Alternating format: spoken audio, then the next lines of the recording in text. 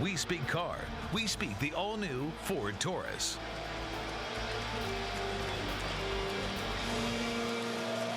John Miller, Joe Morgan, and Steve Phillips from Yankee Stadium in the last two games. And those last two games were not just none for extra last couple of days here in New York.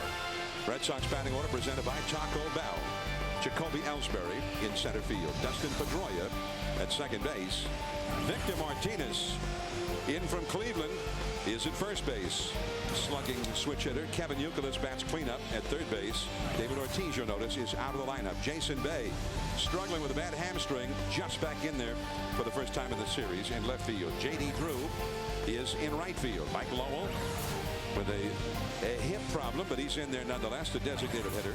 Jason Varitek, the catcher, and Nick Green is at shortstop, batting ninth. And Jed Lowry, the young shortstop who was supposed to be the starting shortstop this year, and he is back down with another injury. And here's Andy Pettitte on the hill, 9-6, and those numbers have been getting better and better. True to his form as being an outstanding second half pitcher. Well, John, he's pitched great the second half, but he's only had one victory to show for it. But he has a 2.36 earned run average, and he's also lowered the opponent's batting average to 211. But what's made him better the second half, he's gone back to using his cutter a little bit more than he was in the first half. Since the All-Star break, just the one win, but a 2.36 earned run average. It's a very muggy night here in the Bronx, but again, a big storm that appeared to be headed in this direction veered off to the south of us. So we're ready to play ball right on time. The Yankees and the Red Sox. And that's a called strike. And that's a high strike. Now, Bill Miller, the home plate umpire tonight, is a guy who is a pitcher's umpire. He tends to expand the zone, particularly away from the hitter. That's inside. Down and in.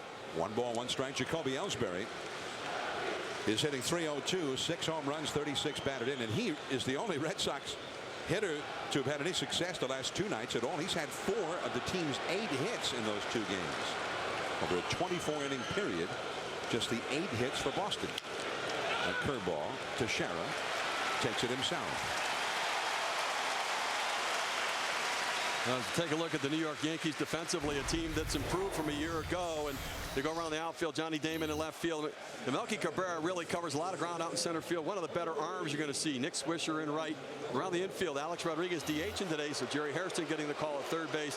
Derek Jeter and his 3 Gold Gloves at short. Robinson Cano at second base. And Mark Teixeira, the guy who's changed the infield defense here at first. And Jorge Posada, who's throwing like the Jorge Posada of the past behind the plate. Dustin Pedroia. And the curveball in there for a called strike. Pedroia got a pitch over his head, then got hit with a pitch in that blowout loss here on Thursday, which prompted a lot of discussion. And then Alex Rodriguez got hit twice yesterday, although the first one was a curveball. Fastball, a little too tight from Pettitte. A ball and a strike now. Well, the interesting thing on Thursday when Pedroia got hit, it wasn't 2 pitches in a row. That first ball went over his head, and then the count went to 2-2, and then he got hit. So it wasn't, in my opinion, as if they were throwing at him. And that is inside. Well, this is Thursday night, the incident with Pedroia. All right, now watch this next pitch, though, John. He dives into the plate, and he doesn't have a way of getting out. See, he just dives in. There's no way he can move out of the way. And a lot of hitters are like that now. They're going into the plate, and there's no way they can get out of the way. Right on the outside corner from Pettitte after working everything to the inside in the at-bat, and it's 2 balls and 2 strikes. And Steve, when you were talking about the defense, I have to tell you the most improved player out there is Robinson Cano. He is now one of the better second basemen defensively in the American League. In right field, Swisher.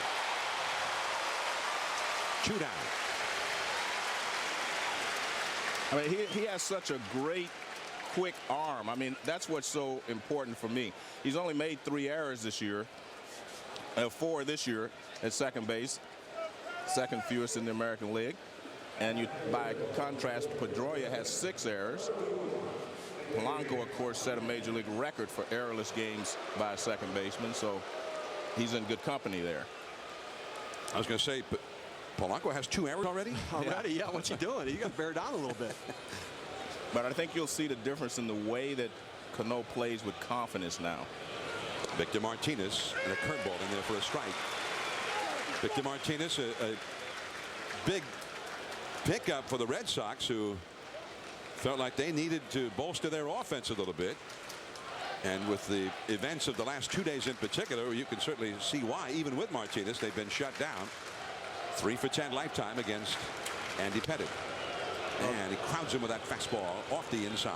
The Martinez pickup is a huge pickup. They're struggling to score runs offensively, but what it really is, it's the counter to the free agent signing of Mark Teixeira from the New York Yankees this past offseason. The Red Sox were in on it, got outbid by the Yankees.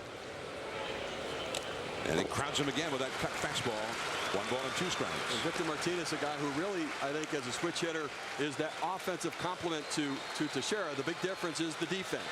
Now, the one thing he does, where he doesn't defend the same as Teixeira, he does give versatility to the Terry Francona and to Theo Epstein as they start to plan this season and move forward next year. Yeah, he can play first base. I mean, he can do a lot of different things, but he's mostly a good hitter. A genuine, proven big league run producer, Victor Martinez. His last full season, the year before last, the year that Cleveland was just 1 win away from going to the World Series and then could not win that 4th game in that best-of-7 with Boston in the League Championship Series. He drove in 114 runs. He hits 300. He drives in runs. He hits for power, and he hits well from either side of the plate. And they say he's a great leader in the clubhouse, John. Great leadership ability. And the slider in the dirt. That's why people were surprised that the Indians would trade him, because it's hard to find leaders. We've had these discussions throughout the year. Right. It's very difficult to find a guy who is willing to take on that leadership role and then get rid of him. And he was genuinely sad about leaving the Cleveland Indians, the only organization for which he had ever played. He grew up there. 2-2 the count.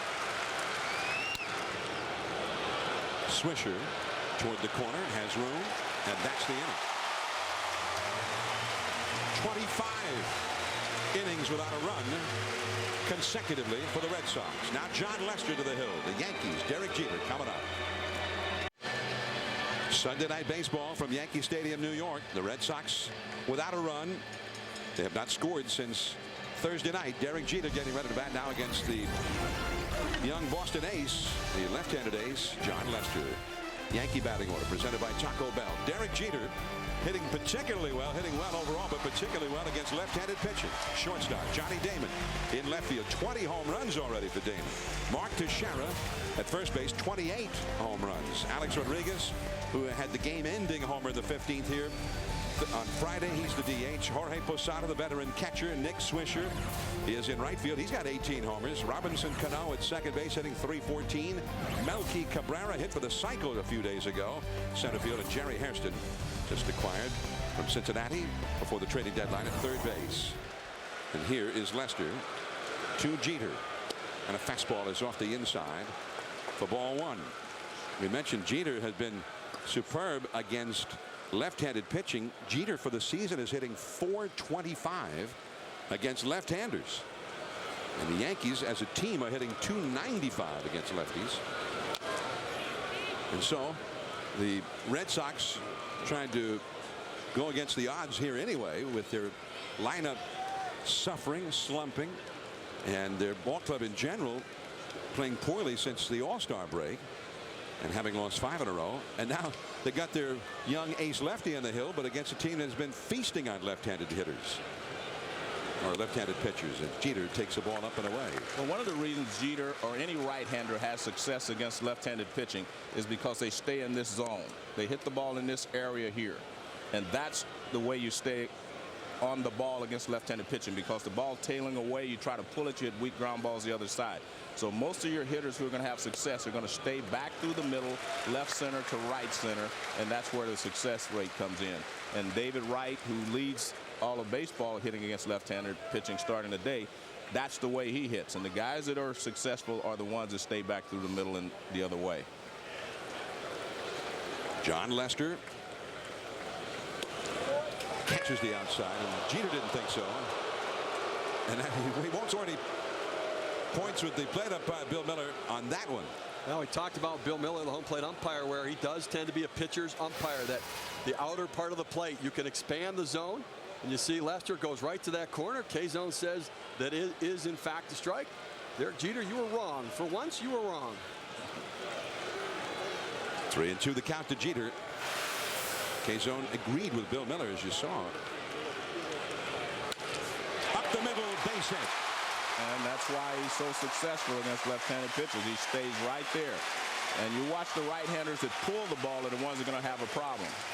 Right, take a look at John Lester on that pitch that he just threw there. And they set up inside on Derek Jeter. They went away for the strike and then came in and left it out over the heart of the plate. But you look at John Lester, 20 inside, and his success this year, but it's really been a tale of two seasons. I think the big key is you look at the opponent's batting average, that 207. We talk about the Yankees numbers against left-handed pitching.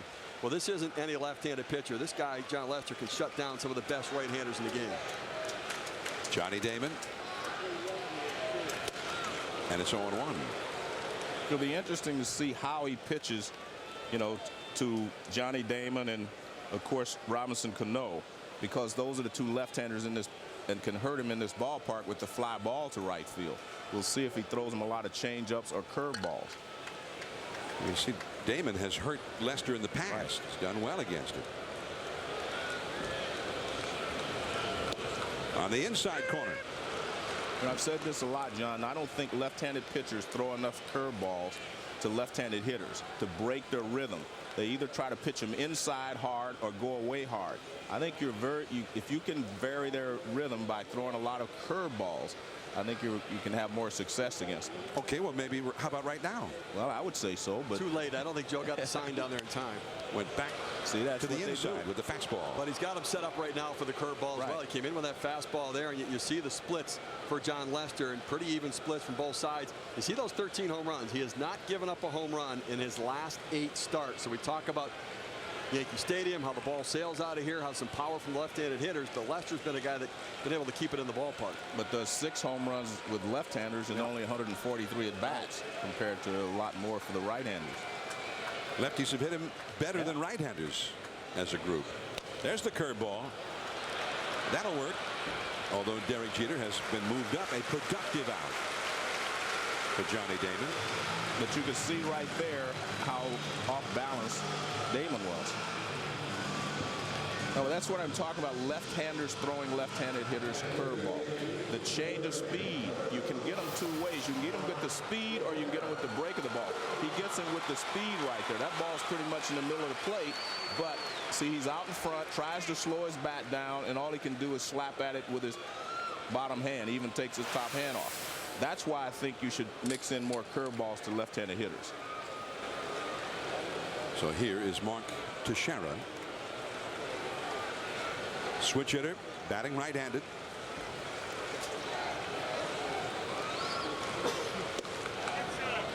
I think one of the reasons we look at the Yankees and their success this year against left-handed starting pitchers is the addition of Mark Teixeira, a switch hitter, and also you have the addition of Nick Swisher, a switch hitter as well. And the lefties that are in the lineup, Cano and Johnny Damon, handle left-handed pitching well themselves. Teixeira has a home run in 9 previous at-bats against Lester. Jeter in scoring position, and the breaking ball in there for a called strike. John, when you look at Teixeira, he has a very unusual stance and a very unusual swing compared to most of your good hitters. He stays on his backside. His weight's on his backside, and it stays there throughout the swing. Most good hitters shift their weight. He does not, but he's still a good hitter. He does it in a different way, but he stays on that backside. If you were giving him advice, would you say? No, I wouldn't change anything. The guy's successful doing what he does. But it's even more pronounced from the left side. And you see him swing, and he's got that uppercut because he stays on his backside so long. That's why he's going to have so much success in this ballpark. He'll hit a lot of fly balls to right field. Alex Rodriguez on deck. No score in the game. Runner at second. 1 out. Jeter, who still runs well. And that cutter is bounced foul back behind the plate. 2 balls and 2 strikes. The Yankees have hit a lot of home runs as a team, and they've hit a lot of home runs in this ballpark. They've hit 165 homers so far this year, 97 of them here And in fact, you add in their opponent, there have been 169 home runs hit in the new Yankee Stadium through 55 games. Coors Field was the most prolific home run ballpark through 55 games. And the new Yankee Stadium is very high on that list. It was called Enron Field when the Minute Maid Park opened in Houston, and balls were flying out of there, although the Astros pitching staff was giving up a ton of them. This is Youkilis, and Teixeira, whose bat snapped in two, is retired. So 2 down. So Teixeira not able to get Jeter home. And again, getting sawed off, which is what you were talking about with Lester. Well, watch the swing. Watch how he swings. See his weight's back here. And look where it stays. It stays back there. See, it's still back there on his backside. That's the difference between him and, say, A-Rod or some of the other hitters. He stays back there, which means he's going to end up with an uppercut, but he's able to make it work for him. You wouldn't advise young players to hit that way, but he makes it work for him. And watch, we'll see the difference in A-Rod. By contrast, he'll go to his front side. Well, whatever A-Rod does, it has not well worked a whole lot against John Lester. Only 1 hit lifetime against Lester for Alex Rodriguez.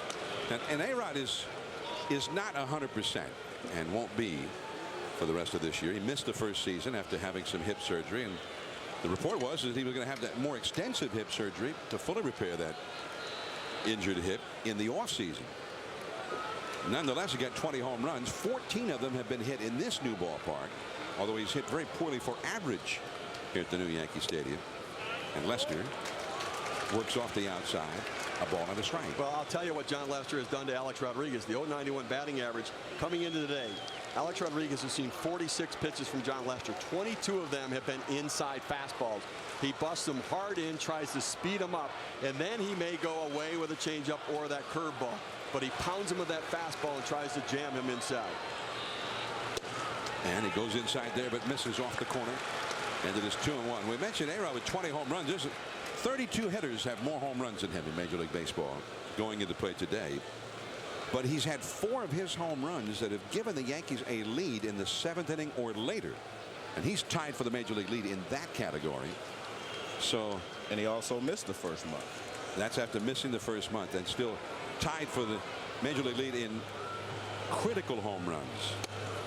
But that's always been the knock on Alex Rodriguez here in New York. I mean, fans here have always said he never gets it done in the clutch. Whenever we need that big hit, he doesn't deliver. Well, he has done that. And I really think this year, Yankee fans have realized what the Yankees were before he was in the lineup, and then once he came back, what difference he made to their offense, not only with what he's done swinging the bat, but what the rest of the lineup has done upon his return as well. It's just like the movie It's a Wonderful Life, the old Jimmy Stewart movie.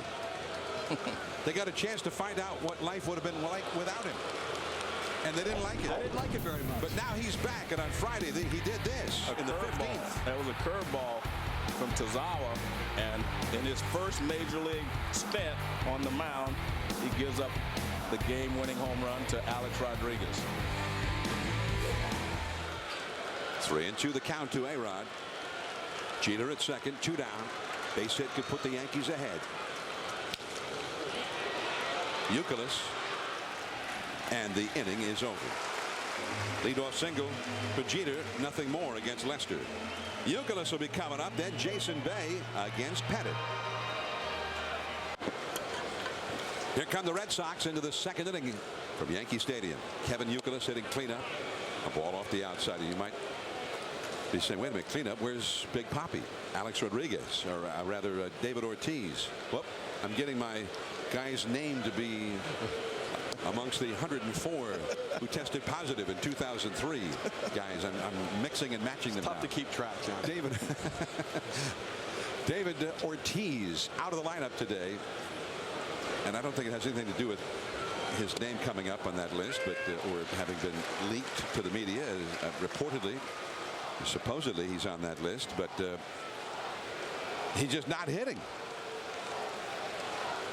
So David Ortiz with the left-handed Pettit on the hill, out of the lineup. Jason Bay back in, and he'll be on deck here with Youkilis leading off the inning. Youkilis is hitting .309, 20 home runs and 66 batted in. There's Bay, another right-handed hitter on deck.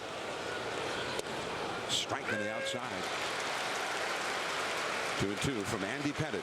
Pettitte, 47 wins, 19 losses in the month of August in his career, the third highest career winning percentage in the month of August in Major League history, behind a couple of former Yankees. And the slider puts him away. One away. Let's go to the studio. Steve Berthiaume with the Sports Center right now. John, a 5-under-65 Sunday gave Tiger Woods his 7th win at the World Golf Classic Bridgestone Invitational. It came after leader Patty Harrington triple bogeyed the 16th at Firestone. Tiger heads to next week's PGA, coming off back-to-back wins. And NASCAR's Sprint Cup race at Watkins Glen rained out Sunday. A reminder, ESPN will carry the race live on noon Eastern Time Monday. Jimmy Johnson will start from the pole. Sports Center follows the Red Sox and the Yankees. Okay, Steve, thank you. And a called strike to Jason Bay. A big curveball in there from Andy Pettitte. Bay has had some success, considerable success against Pettitte, and that was a called strike on the inside. Now, he hit a home run, a mammoth home run at Tropicana Field down in St. Petersburg on Wednesday, then sort of aggravated his hamstring injury and left that game, and this is his first game since then. Just off the outside. His home run on Wednesday went 432 feet. But it is not to say that he's been hitting those with regular, one right after the other. He had not hit a homer since July the 7th. So that's his only home run in a little bit more than a month's time. I asked him about his struggles, and I said, is there anything that when you're not going right? He said, it's just not seeing the ball. I'm not seeing the ball. It's not mechanical. It's my timing. I'm not picking the ball up early enough and making the right decisions. Right field. Swisher in the corner. Well, I'm watching. The ball doesn't seem to be carrying as well tonight as it would have us believe. This is my first time coming to Yankee Stadium this year, but the ball doesn't seem to be traveling as well. Maybe it's because of the air tonight, but it just doesn't seem to be traveling as well to right field. You can just about see the soup in the air that's out here. It's a very, very humid night. Well, from what I was hearing, if you just hit it over the head of the second baseman, it was a home run. That's what I mean. That's what we thought. Anything in the air to right field was a home run. Well, at the moment, there really is no wind blowing inside Yankee Stadium at all. And in the early part of the season, when the ballpark first opened, there was a jet stream, reportedly, that seemed to be aimed right out toward right center field. And the ball was flying out, especially in that direction. J.D. Drew, 0-1 the count to him, and a ball too low. Now, Drew, the guy the Red Sox paid a lot of money to, but he's hitting only .244. He's getting a lot of walks as usual, but only 12 home runs, 43 batted in. And he's battling an assortment of injuries. They are missing his big-time production. I think they expect him, generally, based on his track record, to be hitting somewhere close to 300 and getting 25, 30 home runs and 100 walks. To be an offensive machine. That's a base hit to right field for Drew. When you look at the offensive struggles for the Red Sox, it's not any one player. I mean, they're obviously David Ortiz has struggled, but J.D. Drew's not giving them what they thought and expected. Jason Bay got off to a great start, has cooled off significantly. They're not getting anything out of the shortstop position this year, and putting an awful lot of pressure on the Kevin Youkilis's and Dustin Pedroias of the world. Definitely, when you have to make up for the lack of offense in other positions, that's when guys start to press. That's when they start to try to do too much. Mike Lowell, 348 lifetime average against Andy Pettitte. Jason Bay, who hit the ball fairly well, but a line drive into the glove of Swisher for an out in this inning. And that cutter is low and in for ball one to Mike Lowell. So David Ortiz missing tonight from the lineup. And that is significant because he's not hitting, but lifetime, even though Pettitte's a lefty, he has a 370 lifetime average against Andy Pettitte. That's over a lot of at-bats.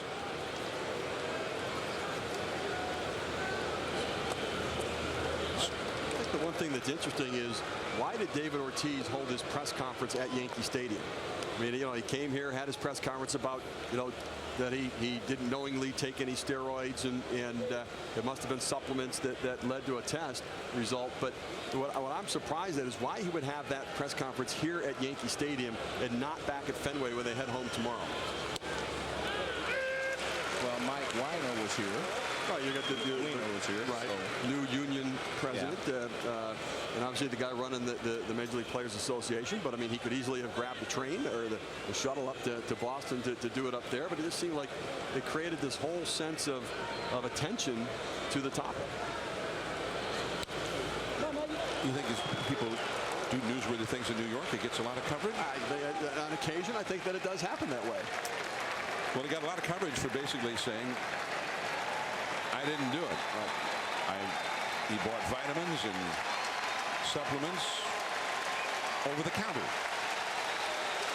He said he was careless in those days in terms of what vitamins and what supplements he was buying. And also, point blank said he had never taken steroids. And there's that great pickoff move by Pettit, and for a moment he had Drew going the wrong way. 2-2 the count to Lowell. For whatever it's worth, someone from Balco said that you could have a positive test from some of the things that are in the supplements that you can buy from over the counter. For whatever that's worth now. 2-2 the count. At least he wasn't anonymous. And that is a foul. Well, I think it was Mike Lupica in the Daily News today made the comment in his column, that his regular Sunday column, that whoever is leaking these names to the press, I guess, generally, I guess the New York Times, it's been getting the names, but without giving the substance for which the guy tested positive, it's like saying the guy was arrested and not saying for what. And I think that's a good point. And if they know the names, don't they know the substance as well? We need more substance in those illegal leaks. Well, you know what? I want to clarify something right now, though.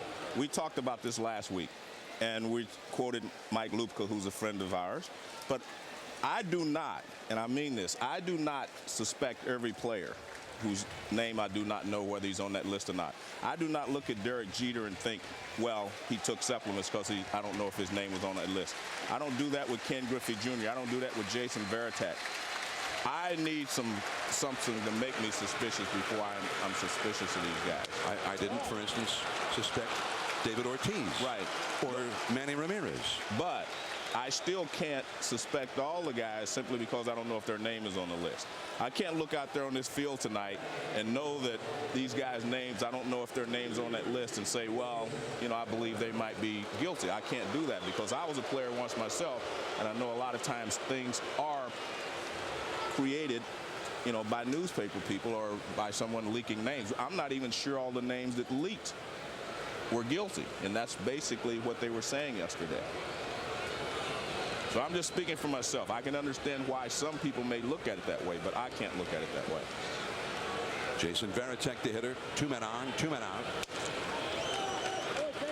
You would have to get me with Derek Jeter in a room and watch him do it and have him test to get you to believe that. Yeah.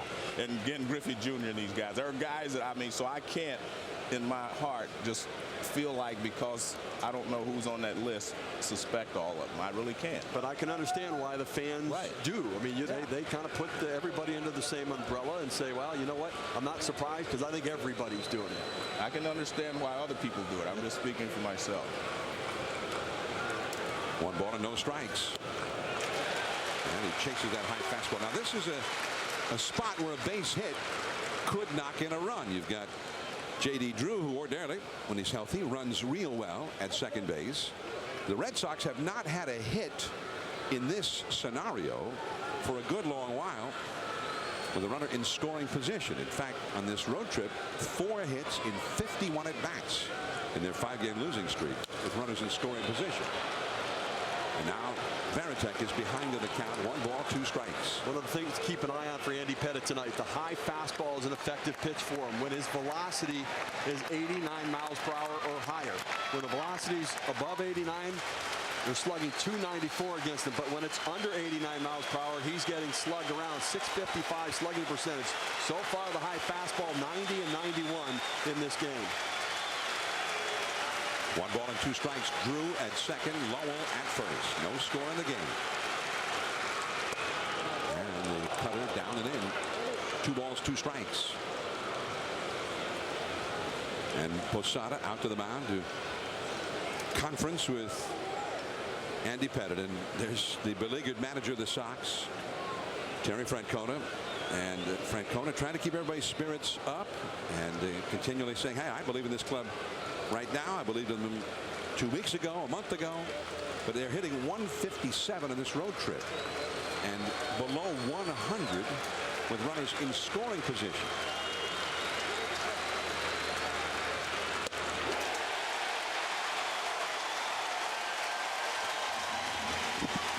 The inning is over.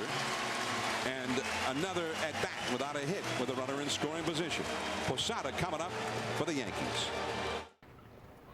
Hip, hip, hooray! Hip, hip, hooray! Hip, hip, hooray! From the new Yankee Stadium, Red Sox nothing, Yankees nothing. Yankee half of the second inning. Boston's left-handed 25-year-old John Lester on the hill. Jorge Posada leads off, then Nick Swisher and Robinson Cano to follow. And a changeup just off the outside. 1 ball and no strikes to Posada, who is hitting .281, 14 homers and 50 runs batted in. He's a switch hitter, batting right-handed.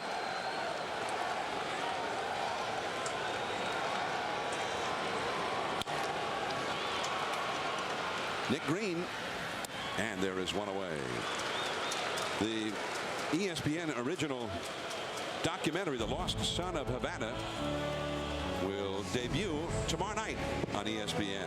The story follows former Major League All-Star and former Red Sox and former Yankee Luis Tiant, who after 46 years of exile had a rare opportunity to revisit his homeland. The Lost Son of Havana, ESPN tomorrow night at 10 Eastern, immediately following the Tigers Red Sox telecast here on ESPN. And you saw El Tiante at the Esquina Caliente, the hot corner. And I saw before the game, and he said it was really hot that particular day. It was about 100 degrees in the hot corner in Havana. That's a place where, and you went down there, Joe. It's fabulous. A few years back when we did a ball game in Havana, and you went to the Esquina Caliente where they sit and talk about baseball, argue about baseball, and they argued with you about how good the old Cincinnati Reds were. Right there. Look at the numbers for Luis Tiant. I had a chance to preview that movie, and I tell you what, it is terrific. I mean, it is moving. Luis Tiant comes out such a sensitive guy. 46 years he had not been back in Cuba. Went back, saw family members, people where he grew up. It was terrific. Strike 3 to Swisher. So he is retired post haste by Lester. 2 down, and Robinson Cano will come up. By the way, Luis Tiant will stop by the booth, and we're hoping in the next inning when the Red Sox come up to be visiting with Luis Tiant. And Tiant was part of that great World Series, one of the all-time most exciting World Series ever played, 1975.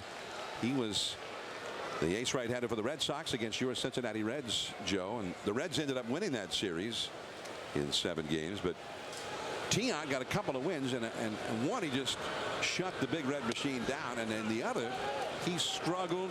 He threw a million pitches and somehow just would not yield and managed to stay all the way into the end and win that ball game. Yeah, Game 4. He got me out for the last out of the game. He popped you up. Yeah. Trust me, it's in the movie. Oh man. Yeah, it's in there. It's in there. I wasn't going to bring it up, but now that you did, it is in there. Fastball right down the middle, and I popped it up. And what was it? His 173rd pitch. Yeah, a lot of pitches. Now they're saying they went back, they checked it. They got the official total. 162 right. pitches, yeah. Whatever, he was tired, I'll tell you that. And he just laid one in there, and I popped it up.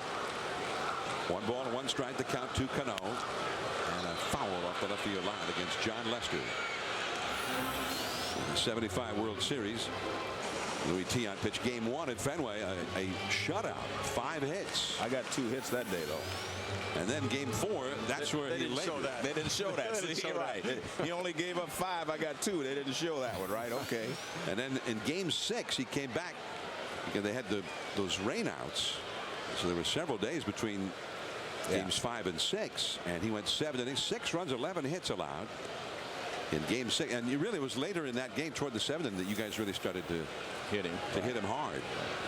That was the game where Bernie Carbo eventually homered to tie the game, and then Carlton Fisk launched one to end it. But this is Joe Morgan. Look at that. Final out of Look game at that 4. pitch. Right down the middle. See, now that's just not right, Joe. No. I told him not to show that. Right down the middle. That's all right. We won in the end. Yes, so you did. you know, right down the middle. I think not only did your club win, but you also came up with a clutch hit in the 9th inning of game 7. Yeah. 2-2 the count. That often gets left out of the tale of how that World Series went. Well, everybody seems to think that Boston won because all you ever do is see Carlton Fisk doing this, you know, and the ball hitting the foul pole. They think that that was the game-winning hit. They think that they won because of that. But I always have to let Carlton know. I think he thinks they won. Yeah, because he sees that all the time. I have to remind him every year at the Hall of Fame that they lost. Well, your hits ended up on the editor's room floor. Yeah. Unfortunately, Exactly. no sign of those base hits in the movie. But it is a terrific movie. Cano with 2 down, nobody on, and that is strike 3 call. 3 up and 3 down. Luis Tiant will be visiting with us here in the booth. Red Sox and Yankees, and he played for both of them and was a great member of the Red Sox for several years.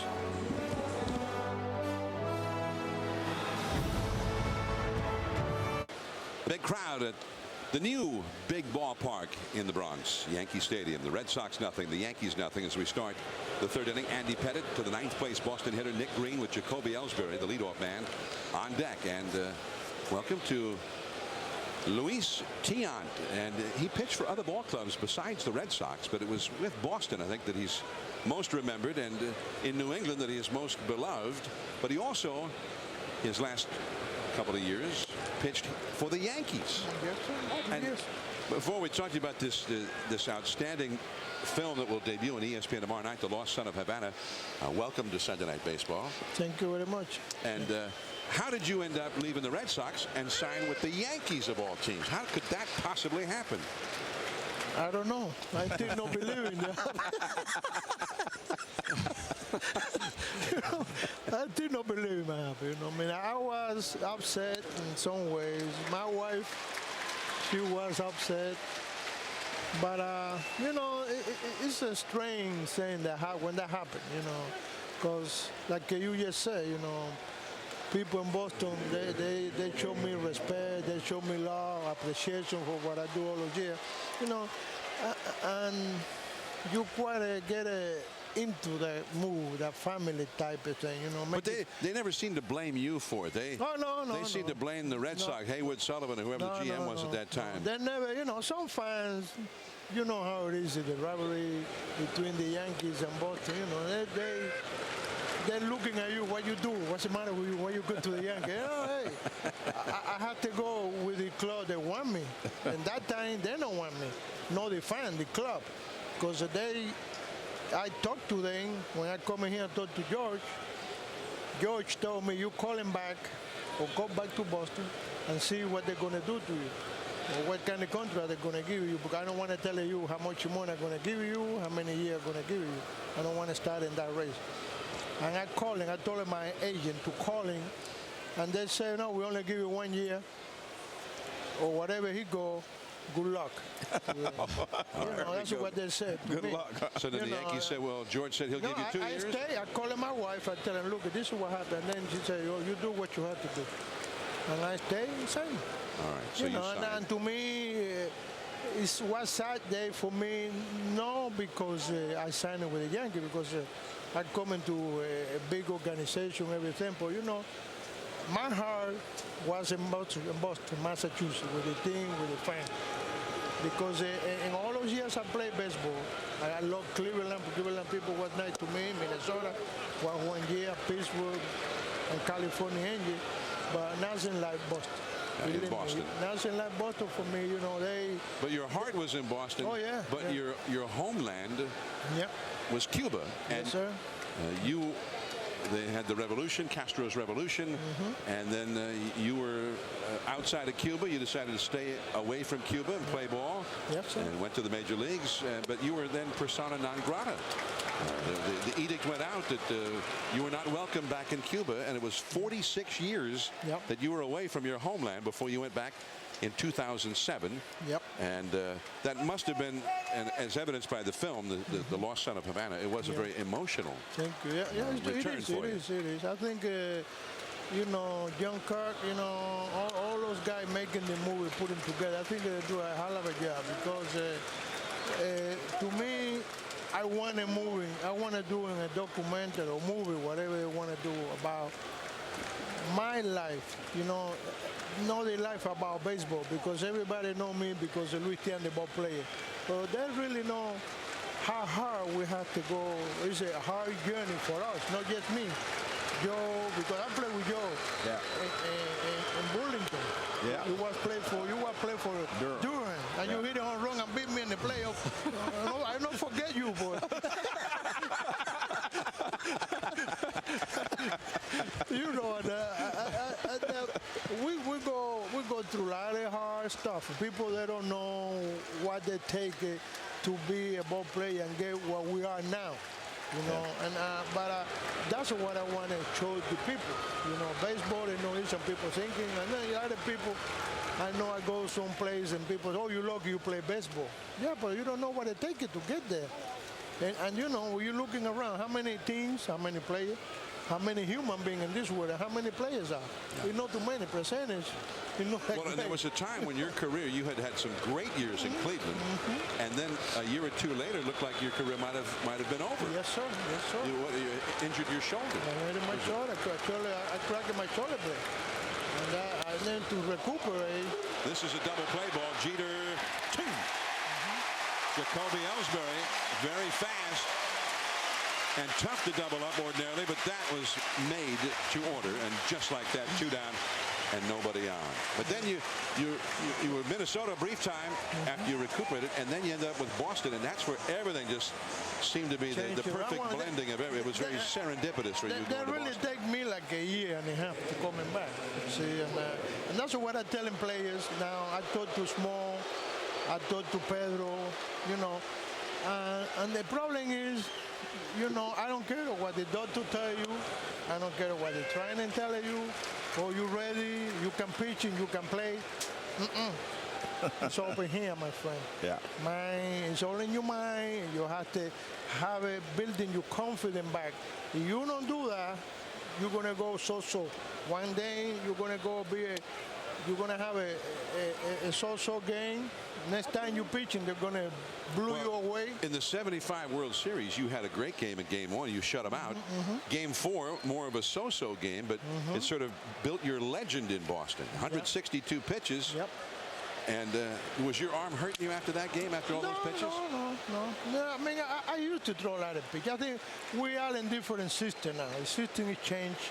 What we used to pitching, and one thing we grew up that way. You started and you want to finish.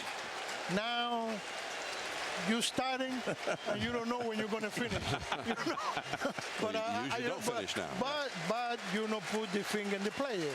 That's the system. Right. Because like I said to people now, see I pitching now, I have to do the same thing they do. And you got Joe out for the final out in that Game 4. Do you remember that? Yeah, he let me get him out. Dustin Pedroia flies out. Luis Tiant is here with us. You know, why did you decide to go back to Cuba at this time? I know you wanted to make the documentary, but why haven't you been back before? Well, because they deny. I tried twice in the government here and the government there. Right. Not just there, here too. And then they say, no, I can't go. And the thing was, my biggest problem, my biggest fear in my head was, too many guys, I grew up with them in Cuba. Too many guys I play baseball with them. And too many Cubans, like Zelia Cruz, you remember Right. Zelia Cruz, his husband, a lot of other people we name, they're making a big name all over the world. And they never can come back. They die here, or they die whatever, they never can come back to their own land. And I think to me, that's the squeeze for you for the human rights. I think that's a bad thing for the human rights. I don't think we should suffer that much. I think you should get the opportunity to come back to your country, come back and see your people, and I don't care what happened. You know, and I'm not talking only about Cuba, because a lot of other people from other countries, they never can come back to the country because of the revolution, the killing, and they do all kind of things. I think it's sad because, you know, one thing I know, when you grow up, you know, like a lot of those kids, they want to know where their grandparents from, and they someday in their life, they want to visit the country. Right. You know, now your country, where you know you're born, and then you go out for 46 years. Right. And you can't come back, you know, that's sad, you know. And to me, I was lucky in some way. You know, they let my father and mother come in 75. Right. You remember it was there. Well, let me ask you about that, Luis. You know, I think one of the most moving parts of this film is the relationship with your father. Family was certainly a big part for you when you went back over there. How would you describe the impact your father had, who was a terrific pitcher himself in the Negro Leagues, the impact he had on you and your career? Well, you know, I think what happened to me, one of the things, he don't wanted me to pitch, play baseball. He wanted me to go to school. You know, when you're a kid and you're dealing with that, your father, you want to be something, and like him. And they say, no. I want to. And thank you, my papa. Thank you. You know, I wanted you to go to school. Even that, he sent me to American in Cuba. And you can understand it. When you're a kid, you want to play. He was a player. Why not? And then the reason I play baseball because of my mother. My mother, when they select me to go to Mexico in the juvenile Olympic, they said, no, you don't go. My mother said, no, you have to let it go. That's why he wanted to let it go. And they let me go. And then after that, the players and the friends, they used to know my father, they used to tell him, hey, you better go see your kid because he's good, you know. Right. And then he started coming and see me. But in the beginning, he really don't wanted me to do. And you know, and the thing is, when I come back here, and then I see what's going on, you know, and I come back in the 60s, 62. That's where I played with him in 63 against him. Now, your dad was a pitcher. Yeah. Now, you had a very unique wind-up, your style of pitching. Did he teach you that? Where did this? No. And that was your dad, Luis Tiant Sr. Yeah, I heard pitched in the old Negro Leagues. Yeah, I heard he got a funny movie too. Funny move, but not like me. You know, not like me. He never teach me. So he had a good pickoff move. Yeah. And I know he's a guy. I remember he used to tell me, and some of the friends that used to play with him in the winter ball, and they've becoming my coaches. They used to tell me, one guy, he can hit my father for nothing. Then that day, my father threw to first base, and the guy swing. He walked out there. He walked out the home plate, and the umpire and the catcher laughing at him. Why you guys laughing? He said, he threw to first base. Are you kidding me? Of all the things, when you went back there, what's the most memorable thing that happened to you when you were back there? Well, you know, the ideas, you know, the same you see, you don't really fit together with what you're thinking. You know what I mean? Because after 46 years, you know everything gonna change. You know that. You know, I know that because my friend in Florida told me, when you get there, you're gonna be a surprise. Know your family for what you see. You know, and it really was the truth what you said to me. You know, I think, you know, when I get in the plane and we landing, when I see the line and landing, you know, everything coming to your head. You know, then what my fear was, when I get there, I don't know what's going to happen. I don't know if the government going to say, you can come in here, or we're going to hold you here, or you can get out. You know, I don't know. You know, and then you start thinking, you start getting nervous. And I can think you can see in the movie, you know, because they're taking part of in the movie, the part of there, you know, you see the face, and then I check in my head, and that's I was thinking about it, what's going to happen when I get there. But, you know, thank you God, nothing happened, and everything was okay. And then when you see your family, that's hard. And you saw people, cousins and aunts and uncles, you hadn't seen in 46 years. No, five. I was having five aunts. Now 2 died after I come back. After coming back here, 2 dies, and then I got about 170 cousins. That's a lot of people. But you know, it's a good thing for me. Jeter along the right field line, and that ball is just back into the crowd with a runner at first and 1 out here in the 3rd. No score. Yeah. Luis Tiant is here with us. Now, Louis, but I want to get back to this. You had the visit to Cuba and everything. But one more time, I want to see the Tiant delivery. We have some video of the 75 World Series because it was a thing of beauty. Here we go. Look at this. The spin, you turn your back on home plate, you look up in the sky, and who's that? A swing and a miss by Joe Morgan. That's my boy here. Hey, you know what? I tell you one thing, I got my respect for Joe. He was a great player. But where'd that delivery? You know what that really satisfied me more than anything? Yeah, you know what's a big man, and like a lot of people, you have to be big, you could be good. That's a lie. He was more and he was good. They're good than anybody else, I tell you. And I give you credit because he was a great hitter, a great player, and a great hustler. And he played hard every day, and that's what you see when the guy want to make it. And I tell you, yes, I see him in the World Series, but I said to you before, we play against a minor league in 1963. And he played for Duel, and I played for Burlington, North Carolina. And like I say, he hit a home run and beat me in the playoff. Yeah, we don't have a video. Sorry. Sorry, Joe. I think I get even this time. He hit me in the minor league, and I get him on the World Series. You know what I mean? And you got him out again 35 years later. Yeah. Sunday Night Baseball. That's the thing that happened. But I have a lot of respect for him. Believe me. One of the things I always remember when I first got to Boston, and I did. I have to tell you, I was so excited just to see you pitch because there are certain guys that have that charisma on the mound and everything. It was said when you're on the mound, I don't care where you are in Fenway Park, at some point during that game, you will make eye contact with you. I think that's the greatest slogan, anybody ever wrote about a player. I mean, that's a great statement because you were doing this and doing this with your head, and you're making eye contact with somebody. So I think it was great. I love watching you pitch. I mean, that was great. And you have this, look at this record. I mean, that's a fabulous record. People, they're talking about 300 wins now, but that's very few people get 300 wins. That's 229 and 172. Look at that. I mean, that winning percentage is very good. So obviously you had a great career as well, and you got me out too. So whatever. That's on top of it. We saw your delivery there. Why did you decide to go with a delivery as unique and unconventional as that?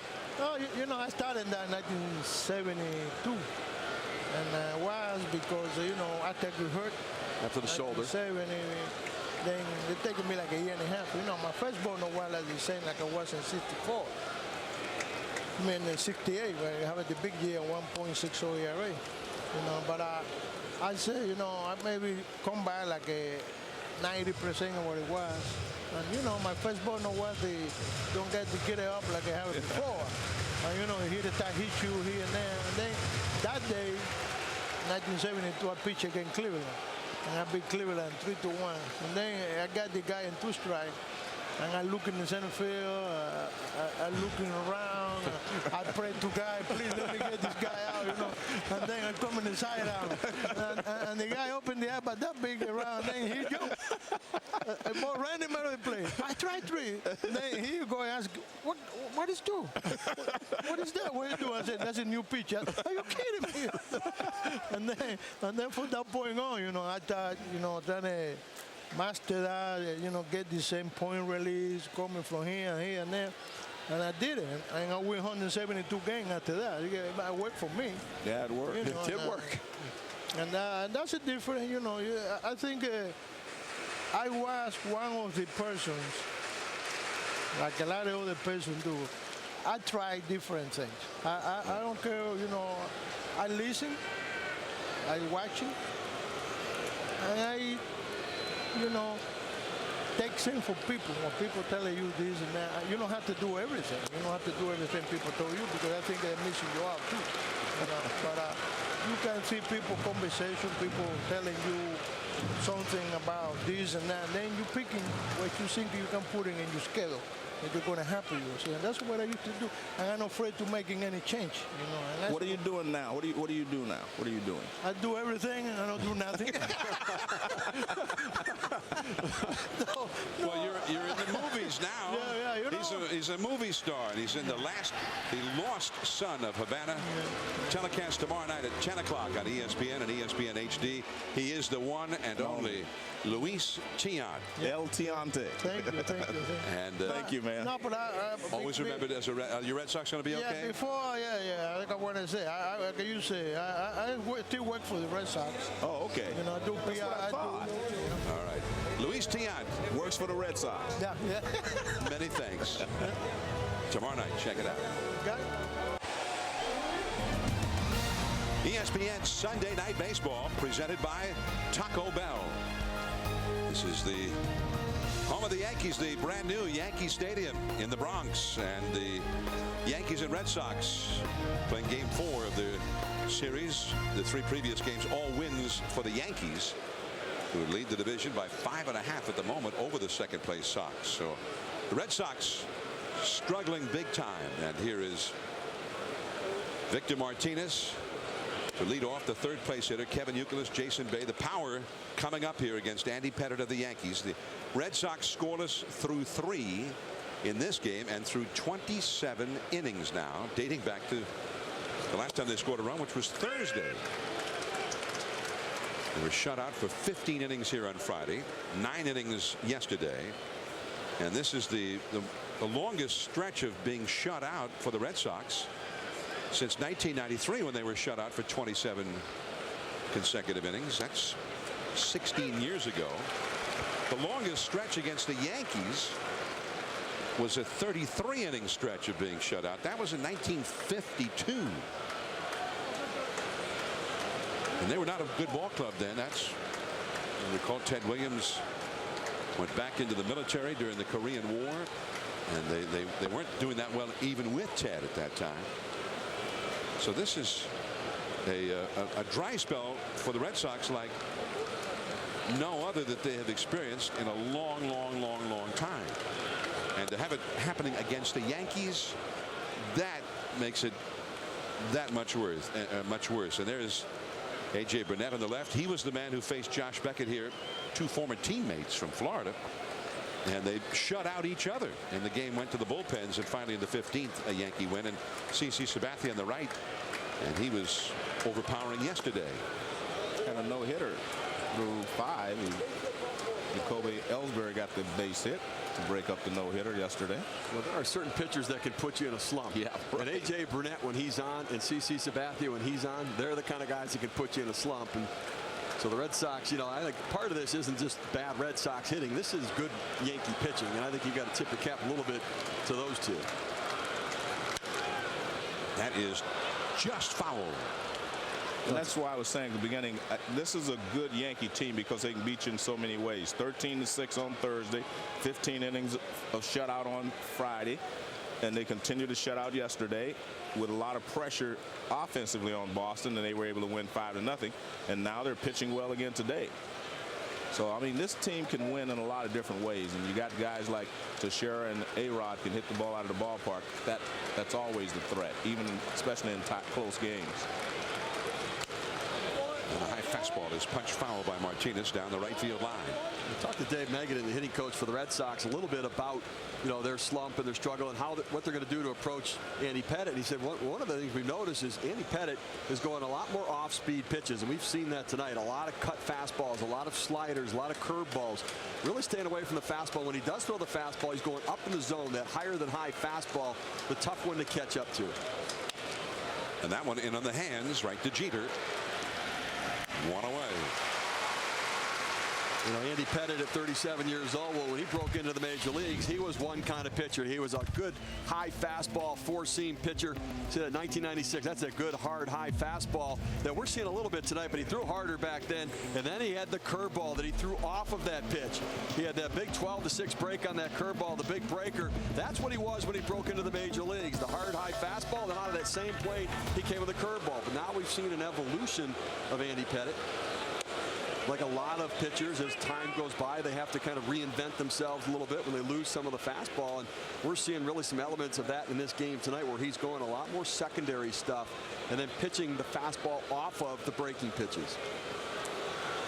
And he's won 187 of those 224 career victories for the Yankees. He had that sojourn in Houston with the Astros for a time. Off the fists and right to Teixeira, and Kevin Youkilis is now 0 for 2. You know, we talk about Andy Pettitte, what we're seeing tonight. Well, you know, he's really evolved. They're like a lot of veteran pitchers who continue to have success. And, you know, that cut fastball, he gives you different velocities. And we saw the fastballs at 90 miles per hour. There's the cut fastball, 86, 85 miles per hour. And then the big sweeping slider. He throws that a lot to the left-handers. That hard slider down to the dirt. You look at the location of that pitch, starting it at the knees and breaking it down in the zone, trusting Jorge Posada behind the plate to keep it in front. He's allowed 2 hits so far tonight, 1 walk, and he's had a couple of strikeouts. No score in the game. The Red Sox only one time got a runner into scoring position against him, and that only occurred after 2 were down in the second inning, and he struck out Jason Varitek to strand 2 runners on base. Jason Bay lined out to right his first time, and off the outside. 1 ball, 1 strike. The Yankees, for their part, have not done anything against John Lester. They've had 2 singles, and nobody's gotten past first base against Lester. There's Joe Girardi, Yankee manager. And Joe Girardi this year has gone from where's A-Rod and where's our superstar to having a pitching staff that was in tatters. The bullpen was getting shelled, and now they're on top of the world. 2-2.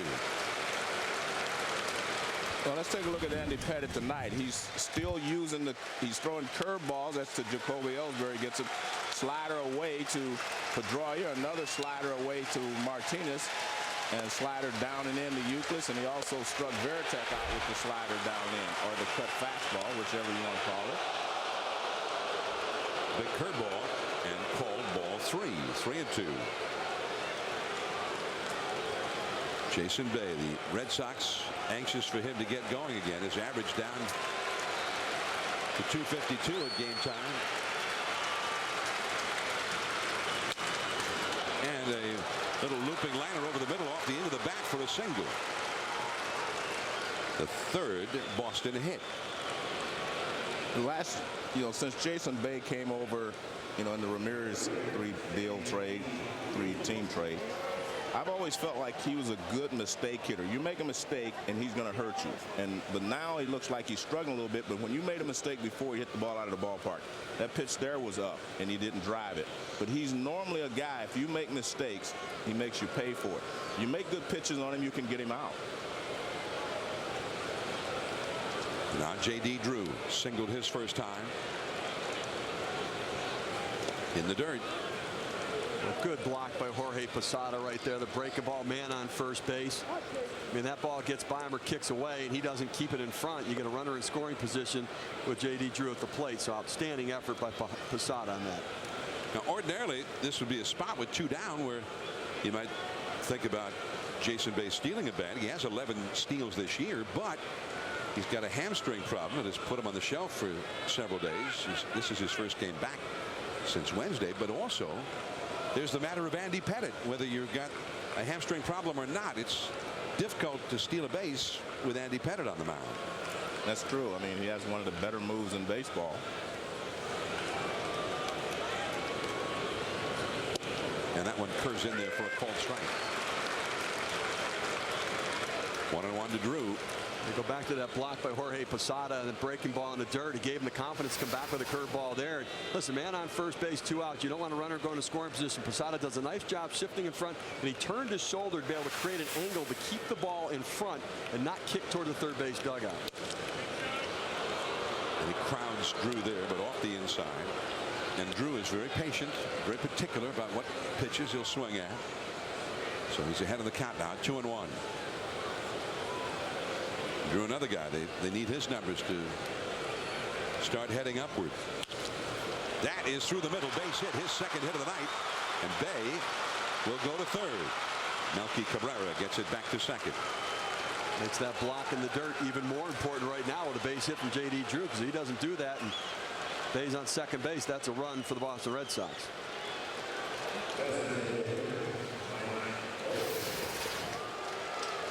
You see they set up inside trying to come in with a fastball, but Pettit throws it out over the plate a little bit, and J.D. Drew does a nice job going back up the middle, not opening up too soon. And a lot of times for left-handed hitters, with the lefty on the mound, they start to give a little bit, open up too early, but he stayed up the middle with it.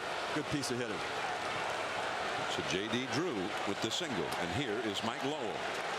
The Red Sox have not scored a run since Thursday. They've been shut out for more than 27 consecutive innings. And a curveball for a strike to Mike Lowell. Lowell walked his first time. A veteran who has been an excellent clutch hitter for most of his years in the big leagues. Well, Pettit has been stealing a first pitch strike with that curveball all night, but he hasn't been able to put the hitters away consistently here this inning with the slider or the cut fastball. There it is. And off the inside, 1 ball, 1 strike. Joe, at some point, do you look for that curveball in a situation if he starts everybody off with it? I doubt it on the first pitch. I mean, unless you're left, I think if you're a left-handed hitter, it's easier to hit that curveball than it is from the right side, technically. On the first pitch, I'll say. Pretty much straight away in the outfield, a little bit off to the left and center. Again, a block by Jorge Posada, keeping Bay at third base. A couple of key blocks in this inning now by Posada. Well, and it gives Andy Pettit so much confidence to throw that breaking ball. I mean, that's his game, to start it at the knees and break it into the dirt and try to get them to swing and miss over the top of it. And you can only do that if you trust your catcher, and there's certainly a lot of trust with all of the games these two have worked together in their career. And it could be an overlooked part of a catcher's game too, what kind of a ball blocker he is. Some are better than others. Another one right there, and you know, there's no statistic to capture that in the game, but that is the sort of thing that wins games and separates the better catchers from the lesser catchers.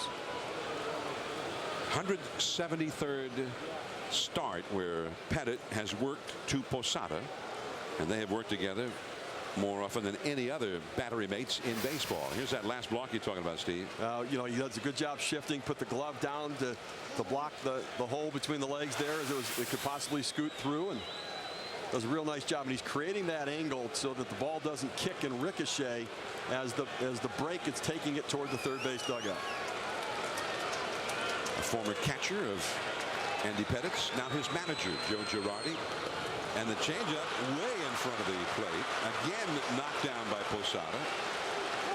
Well, it's getting to the point now where he's having to block one on every single pitch. Well, let me, Joe, right now, it sure looks to me like Andy Pettit doesn't want to throw his fastball. I mean, it's breaking ball, breaking ball, breaking ball. You've got bases loaded here as a hitter. What are you looking for? Well, he's going to have to throw a strike here. I don't think he's going to start him off with a fastball. I mean, with the bases loaded, Pettit doesn't usually give in right away. I think he'll try to cut the fastball in on him. But also, I think they're starting to wonder why he's bouncing so many pitches and not necessarily staying away from the fastball. Well, why are you bouncing the slider? There's something he's doing wrong that's forcing him to, you know, keep that ball in the dirt. And it could have been, obviously, Varitek hasn't been swinging the bat that well. Mike Lowell's one of their better hitters. He could have been pitching around him, you know. So first base wasn't open, but there was a base open. Right. Well, so I don't believe in that as much, but a lot of times pitchers do. I mean, because technically you just put another runner in scoring position. Well, especially when you fall behind the guy. Right. You got an empty base. Why give in to him, who's dangerous? He's hit Pettit well in the past. But here's Varitek, bases loaded. He struck out his first time, and that is too high. So he's not going to give in until he has to. I don't think he's going to even give in this at bat to Varitek. I think he's going to find a way to throw his cut fastball for a strike, or he's going to continue to try to. Varitek, for much of his career, much more powerful hitter as a right-handed batter, and that includes this year.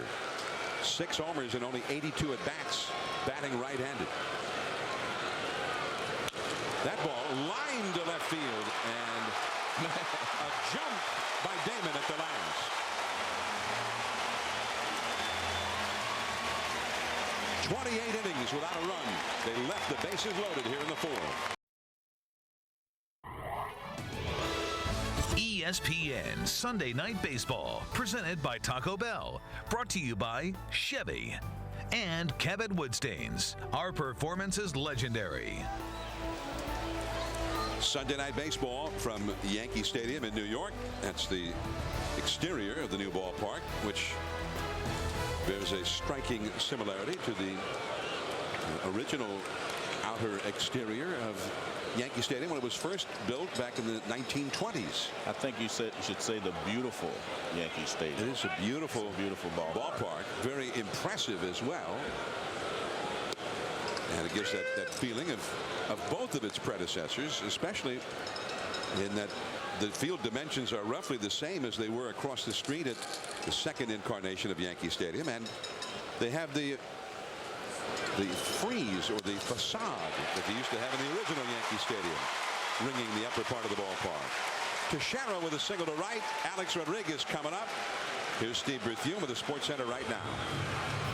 Thank you, John. Sunday's World Golf Championship final round turned on the 16th at Firestone. Tiger Woods knocked this 8-iron to within tap-in birdie range, while leader Patty Harrington triple bogeyed the hole.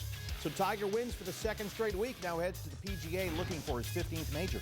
And rain washed out NASCAR's Sprint Cup race at Watkins Glen. You can see the reschedule of the race on ESPN Live Monday at noon Eastern. Sports Center after the Red Sox and Yankees on spectacular ESPN HD.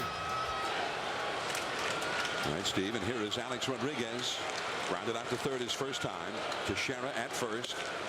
Ball one from John Lester. The Yankees now with 3 hits against Lester. A-Rod only a 257 average, and here in this ballpark he came into play tonight hitting only 208, but 14 of his 20 home runs have been hit here. So he's kind of been an all or nothing kind of a guy at the new Yankee Stadium. Well, if you're a Yankee fan, you say, well, he hasn't even gotten hot yet, and that bodes well for the Yankees from this point on, because he's going to get hot. Little tap. Barichak just got him. Teixeira moves over to second. A-Rod got that bad hit. Remember, he had surgery on it. That's why he missed the first month of the season and is supposed to still have more surgery after the season. I don't think there's any doubt a healthy A-Rod would have beaten this ball out. A-Rod was quick down the line before, but you can see him. He's really fighting it down the line. Watch him, and he's trying to run properly. Watch his last few steps. He raises up. But Alex Rodriguez used to beat out a lot of those little choppers down the third baseline, and I'm sure he will again when he gets 100% healthy. As you mentioned, John, he's not playing healthy right now. He's not completely healthy. Well, he was a guy who used to be not just a home run hitter, but a guy who stole a lot of bases. Once a 40-40 man, 40 homers and 40 steals in the same season. So now Teixeira in scoring position. The second time in the game the Yankees have gotten a runner as far as second base. Jeter got there in the first. And here is Posada. And a curveball, a strike from John Lester. A lot of similarities in the styles of pitching between Lester and Andy Pettitte. Well, I'll tell you, I think that John Lester is to the Boston Red Sox what Andy Pettitte was to the Yankees when he first broke into the major leagues. That good young left-handed starter that wins games, that can pitch in big games and have success, can be a stopper when you need him to be that guy. They really had similar sort of stuff as well when Pettitte broke into the big leagues as well as Lester. The fastball is just off the outside. And also similar to Pettitte in that he's already proven himself to be a big game type pitcher. He won the clinching game when the Red Sox won the World Series in 2007 in Colorado. And he was just a young pup at that time, 23 years old. It was last year that everything sort of came together in a fabulous season for Lester. Pitched a no-hitter. Lester's got it. The runner, Teixeira, goes to third. Lester gets the short out at first. His momentum was carrying him in that direction anyway. John Lester, we mentioned his no-hitter May 19th of last year against Kansas City. was overpowering in that game. And Jacoby Ellsbury helped him out. And so did Mike Lowell. And that ended it. He threw over 130 pitches in that no-hitter. And obviously it didn't seem to overly tax him because that last one was an exploding fastball at what, 96, 97 miles an hour. I think one of the things that we've seen with John Lester, he came back from the cancer and it took a little bit of time for that velocity to come back. But the Red Sox, John Farrell, the pitching coach, was committed to getting him back, and he knew that the velocity and his stuff would be there, and he has proven them right. Only Tim Lincecum of the Giants with a better winning percentage among the young pitchers. He's 36 and 15. Lincecum 37 and 13. In fact, as just a raw percentage, it's the second highest among all active pitchers. Nick Swisher struck out his first time, and there's a bit of ball blocking by Jason Varitek with a runner at third base. 2-0 the count to Swisher. When you're a catcher, your first job is to deal with the pitcher, help the pitcher by calling his pitches, help him work the game, and play defense. You know, we're always looking for catchers that can hit, and all that's great. But your first priority is to work with the pitcher and to play defense, and that's part of defense. And the cutter down and in. And it is 3-0. Varitek is known as a master of working with his pitchers, and he is the only catcher in the history of the game to catch 4 no-hitters in his career. And that's not coincidence either. I mean, really, because he knows how to work with the guys that, you know, he works with them to get the best out of their ability. And that's what a catcher's job is, first and foremost. No, it's interesting, too. All 4 of those pitchers, very different guys. Nomo with the split. Derek Lowe, kind of the sinker slider guy. Clay Buchholz, the young guy, that outstanding curveball. Then Lester, the only left-hander of the group. So, you know, 4 no-hitters, but 4 very different pitchers that he led through the ball game to get them. 3-1 the count. And the curveball is in there. Strike 2 call. Well, when you talk to former catchers, and they'll talk about a night where a pitcher pitched a great ball game. And we'll talk about how well he pitched and the defense behind him and all of that. And then that former catcher also mentioned what a great game the catcher had working that pitcher through the night. And I mean, truthfully, that's his job every single night, but on some occasions it's magical. 3-2. Runner at third, the first Yankee to get to third tonight. 2 down. And that one is popped up. Shallow center. Pedroia is under it. John Lester strands Teixeira at third. Sunday night baseball at the new Yankee Stadium. A jewel on the landscape. No score. On to the 5th. Today's scheduled NASCAR race was postponed due to rain at Watkins Glen, and so ESPN will have coverage for you tomorrow at noon. Defending race champion Kyle Busch looks to score another win and get back into the chase picture. The NASCAR Sprint Cup Series at Watkins Glen. Coverage begins tomorrow at noon Eastern on ESPN. Who won Pocono last week? Go ahead, John. Go ahead, John. Who do you think? You handle that one. That's a base hit right over Andy Pettit off the bat of Nick Green. And Pettit hit the deck. Nick Green has 2 base hits. And Andy Pettit was just trying to get out of the way. He wasn't trying to catch this one. Ooh. Yeah, he was not trying to catch that one. Watch his action here. He's not trying to catch it. He's just trying to get out of the way, which is smart. I'm off. I get confused sometimes when they hit balls back through the middle. The guys try to have a kick save. They stick their leg out there, man. Never a good idea. Never a good idea. Now Jacoby Ellsbury. That's 5 hits for the Red Sox, who left the bases loaded in the 4th inning. Leadoff man Ellsbury bunted back toward the mound, and Pettit will go for him. Got to make a decision early with Ellsbury, because you hesitate, he just might end up beating it out. Well, the one thing he was trying to do, I thought there, was drag it or something, but he bunted it right back to Pettit. Because when you have the speed of Ellsbury, you do not just give yourself up. You know, you still try to get the guy over, but you don't just give yourself up. So he just should have been trying to drag that to first base anyway, but he dragged it right back to the pitcher. Because you don't give yourself up when you have that kind of speed. That is only the 11th sacrifice bunt this season for the Red Sox, and 2 of those were by John Lester in an interleague road game. So here is Dustin Pedroia, a runner in scoring position. So far tonight, Red Sox have only had 2 men come to the plate with a runner in scoring position, but until now they had not gotten a runner that far until they were already 2 down in the inning. Well, Pedroia is a good guy to have up there with a runner in scoring position, because he will put the ball in play, and he's hitting .347 with runners in scoring position. So he will give you a good effort there, because he will put the ball in play. The other thing is that if the Red Sox are going to come out of this and the offense is going to get going, I think this team right now is Dustin Pedroia and Kevin Youkilis's team. They're the grit of this team. They're the ones that need to start to get this thing going and turn this slump around. I actually go ahead. No, I think you're right in one respect, Steve, but these 2 guys, especially the Pedroia, they don't make you win or lose. He's kind of a support for what you already have. If they don't get someone like Big Papi or Jason Bay back, the big boppers, then even as good as Youkilis is and as good as Pedroia is, they can't carry this team by themselves. See, when I look at A-Rod, he can carry a team for a week. I look at Teixeira, they can carry a team for a week. I look at Big Papi, you know, the former Big Papi, we'll say. He could carry the team. I don't think Pedroia can carry this team for any length of time. Youkilis can do pretty well, but if they do not get one of those big boppers back, either Ortiz or Jason Bay, they're going to struggle, in my opinion, for a lot this year offensively. But you have 2 of the better players in the league, in Pedroia and Youkilis there. And when we're struggling, I wanted a Joe Morgan, that gritty guy, to get me the hit, and I want that to get us off the schneid a little bit and get moving. I understand, but I'm just saying carrying the team, yeah, you're right, is different.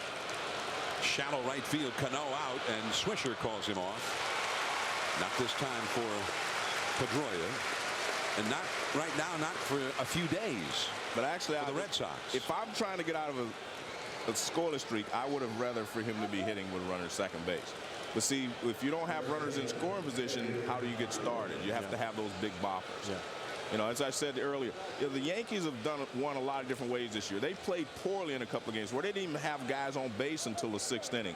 And guess what? Teixeira, A-Rod, they hit a big fly, get them started, and they'd go from there. So you need some of that in your lineup, and I just don't see it in this Boston lineup right now. Yeah, but at the same time, when you have those sluggers like Teixeira and A-Rod, or Albert Pujols and Holiday, whatever, they can pitch around you if your bases are always empty, but you put a couple of those guys ahead of them, get on base a lot, and that kind of forces their hand. At some point, they have to throw you a strike, and that's when you're at risk. I agree. I'm a big Pedroia fan, but I just don't think that he's the one that can carry this team.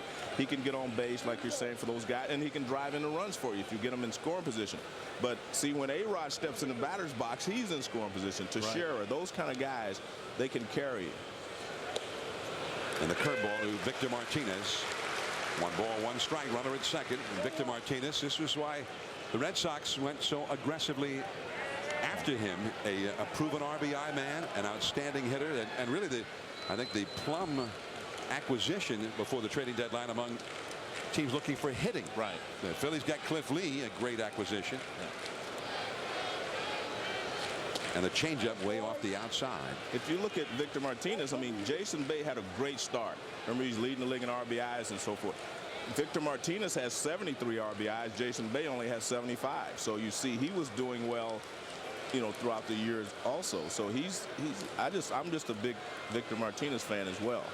And anytime you can get a guy in the middle of that lineup that's a switch hitter, then you're doing something. That's why Teixeira is so important to the Yankees. And that's why when he was out there on the free agent market, Boston and all these teams coveted him because of that versatility in there. Like belatedly, the Red Sox went out and got their own version of Teixeira. Yeah. Well, we didn't get Teixeira, but finally in the stretch run, they went out and got a big bopper at the knees. And Victor Martinez looks a little disgusted with that call. I think he's thinking that's low, but you take a look at the Forte zone, and I'm not sure it was low. It looked like it was at the knees. Well, let's look and see if we're correct. It looked pretty good. Yeah, it's not even at the knees. Not at the knees, no. He jumped at it a little bit, thinking outside, but that pitch is a strike. 2-2 the count. Runner at second. and fouled. Came back with a fastball at 91 miles an hour. 2-2 to Victor Martinez, who has flied out to right, grounded out to short. A little bit ago, we had a graphic showing how Victor gotten off to a great start with Cleveland this year, but lately his average had been falling. Wouldn't you know it? He's joined a list of Red Sox guys who were already slumping. But he got 4 or 5 hits the first week he was there. Didn't even one game. Yeah, sure did. Had a 5-hit game last Sunday. Yeah. That one is too low. 3-2. That's a very, very close pitch to take right there. And it's obviously a good eye at the plate for Bill Miller with a tendency to take that one off the outside corner. You take a look at the K zone here. See where Posada set up outside, and K zone says he got just the bottom corner. A lot of times hitters take pitches not because they think it's a ball, because they can't hit it. And a very defensive swing on that one, and the inning is over. Another man stranded for the Red Sox. Another inning of scoreless for the Red Sox. Here come the Yankees, last of the 5th inning. And Robinson Cano, hitting 7th in the order, leads off against John Lester. No score in the game, and that's off the foot of Cano. Strike one. He struck out looking his first time. He'll be followed by Melky Cabrera and then Jerry Hairston. And Cano, 16 home runs to go with that plus batting average. Quit punching my microphone, will you? You want to speak? Just go ahead and speak. You have to tear my microphone off my head. Do I need to separate you too? Yeah. All right, go ahead. I was actually trying to apologize for talking. Let me hold you back here. All right. All of a sudden it was like, oh, sorry. Yeah. I'll handle the play-by-play from here now. No, I was actually trying to apologize, Steve, for butting in. I thought he was finished, and he wasn't. Well, at least now I know that that's your form of offering an apology. Yeah. You know, I was getting ready to talk about Robinson Cano. He glides into everything. Watch the way his stride is. He glides. There's an old theory about hitting: glide and pop. That's what you want to do. You want to glide into the ball and then pop. See, he doesn't get off. He doesn't have a lot of head movement because he's not jumping. And you take that, I was talking about he and Pedroia. Pedroia is very aggressive, and he kind of jumps into the zone. There are two different kind of hitters. They both get the job done, but they have completely opposite approaches. You can talk now, John. By your leave. But they're two of the top offensive second basemen in baseball. And also defensively, I think, we get a chance, we're going to see how they approach it defensively. And their personalities are reflected in the way they play second base and the way they hit. Pedroia is kind of an aggressive, gung-ho kind of guy. He has short, quick steps to the ball, and everything he does in the field like that. Cano plays second base kind of like a shortstop. He glides into the ball, and he uses his arm strength. But you feel Cano is, as that changeup is a swinging strike by Cabrera, 1-2 facing Lester here. You feel like he's becoming better and better at second base. Much better. I mean, you watch him now, he is so good. I mean, he turns the double play as well as anybody, and it's because of his arm strength and his quick release. I mean, he gets rid of the ball quickly, but it's always got something on it. He's become an excellent second baseman as far as I'm concerned. And I think as he continues to focus and get better, he'll continue to get better. Because his reputation was that he was not that good at second base, and then his offense wasn't that good last year. His star had really fallen here in the Bronx, but he's bounced back nicely this year, and he seems to be better than ever at second base defensively. On the inside corner, another strike three looking. That's 5 strikeouts now for Lester, and most of them have been on called third strikes. John Lester is doing a terrific job of moving the ball around in the zone, and during that at bat he locks up Melky Cabrera on the strike 3 with that fastball in, but it was the changeup on the 1-1 pitch that he got on the chase that set that up. You go soft away, you get the hitter thinking, well, I've got to get out there and cover, and then you end up locking him up with that inside fastball because he's looking away, and then he just can't react enough to be able to handle the speed of that fastball inside. It was just like the title of Tom Seaver's book, one of your fellow Hall of Famers, Joe. The Art of Pitching. Correct. So 4 2/3 shutout innings. Lester's held up his end against his slugging Yankees ball club, but the Red Sox have been without a run 29 consecutive innings. And the last time any Yankee team shut them out for that long a time was 1952. That ball is a foul into the seats down the left field line by Jerry Hairston, who singled his first time. The last time the Red Sox against any team went 29 consecutive innings without a run was 1983. 26 years ago, which was, by the way, another one of your fellow Hall of Famers, right. Carl Yastrzemski's final year as a you guys Major are League everywhere. player. You guys, you're Hall of, you're everywhere. David Ortiz not in the lineup tonight. He is slumping. And the ball in the dirt, a breaking ball. And Poppy at his press conference yesterday with the union chief, Weiner, and he made the comment that he has never taken steroids, never purchased steroids, that only took supplements and vitamins purchased over the counter here and in the Dominican Republic, and did say that he was careless years ago in what he was purchasing and so on and so forth. So basically denying that, although he was identified as being on the list of 104 players who tested positive for performance-enhancing drugs in 2003, denied that he ever took a steroid, and whoever it was that leaked those names never actually also leaked what they were tested positive for. Hairston grounds out. We're going to the 6th inning from Yankee Stadium. The Red Sox are coming up. Youkilis, Bay, and Drew. No score.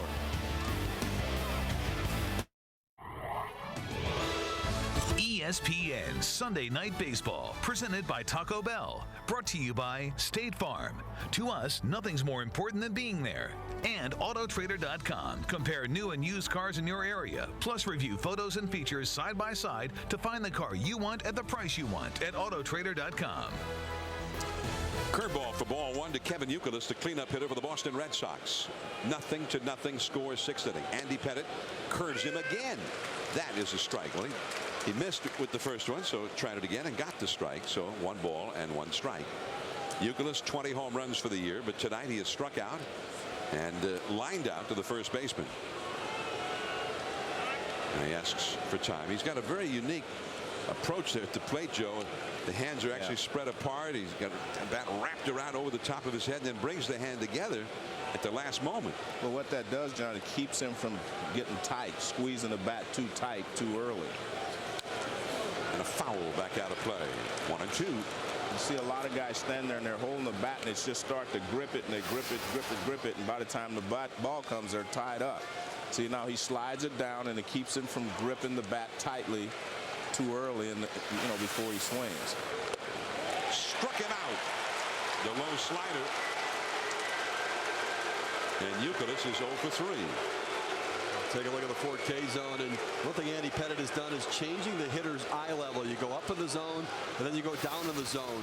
You come in, you come out, and you end up very difficult for the hitter to cover everything. You see that ball kind of breaking down to the back foot of Kevin Youkilis in the batter's box.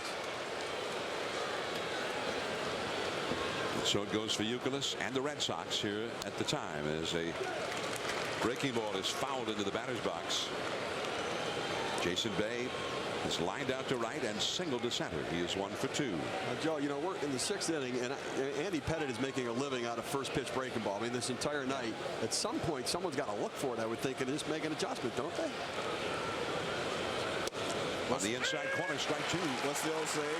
I'm not going to look for something I can't hit. But no, I agree with you. This first time through the order, the pitcher pitches one way, second time another way, whatever. And you as the hitter, if you see him doing this, you have to adjust to that. Strike 3 called. Yeah, but see if he got him looking for it, and then he fires one over the outside corner. I mean, there was a sequence earlier where he reminds me of Mariano Rivera tonight. I mean, every once in a while when he just throws the cutter and the fastball, not the curveball, but just the cutter and the fastball, he kind of reminds me of Mariano Rivera. That called third strike was the 100th pitch thrown by Pettitte. Here's J.D. Drews hit 2 singles, and he swings and misses at the slider, and it's 0-1. Red Sox have 5 hits. The Red Sox hitters, no hits in 4 at-bats as a team with the runner or runners in scoring position. They've left 6 men on base. Back out of play so quickly. 0-2. The Penitentials had some high-stress innings in the 4th inning. They had the bases loaded. He threw 27 pitches. And here in the 6th inning, though, with his pitch count up over 100, he's having his best inning of the night so far. 2 down, nobody on. The 2-strike pitch. In the dirt outside.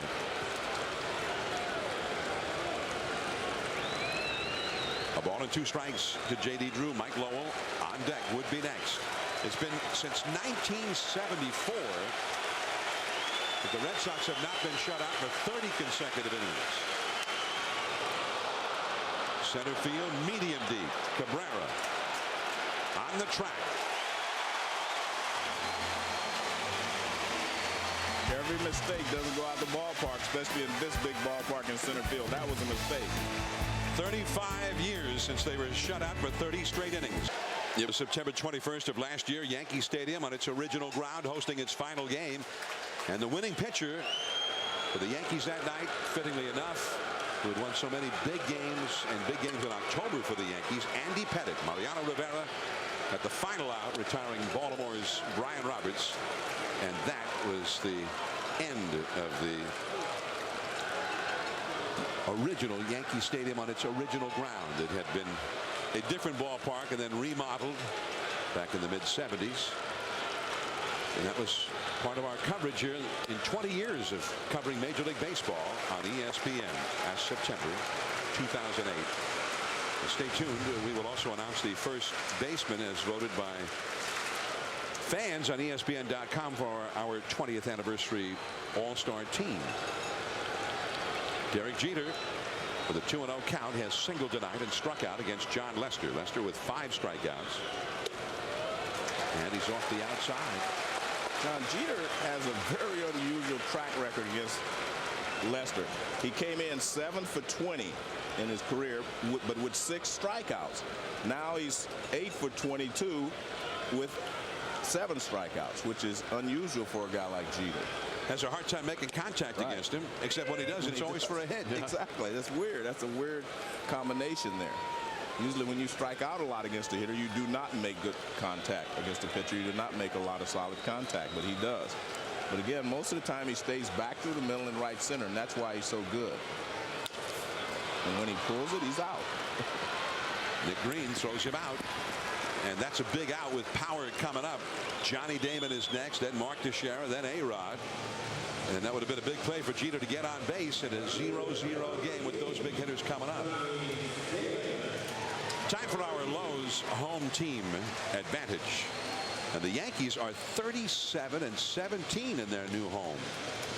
Well, these guys are built for this ballpark, John. I mean, you have a lot of fly ball hitters on this team. You have a lot of strikeout pitchers, and that's what works in this ballpark right now, the way it's constructed. They say they're going to make some changes next year so that jet stream doesn't go out the right field, but they also, in a normal day, they can put 6 left-handed hitters in there to shoot at that right field porch.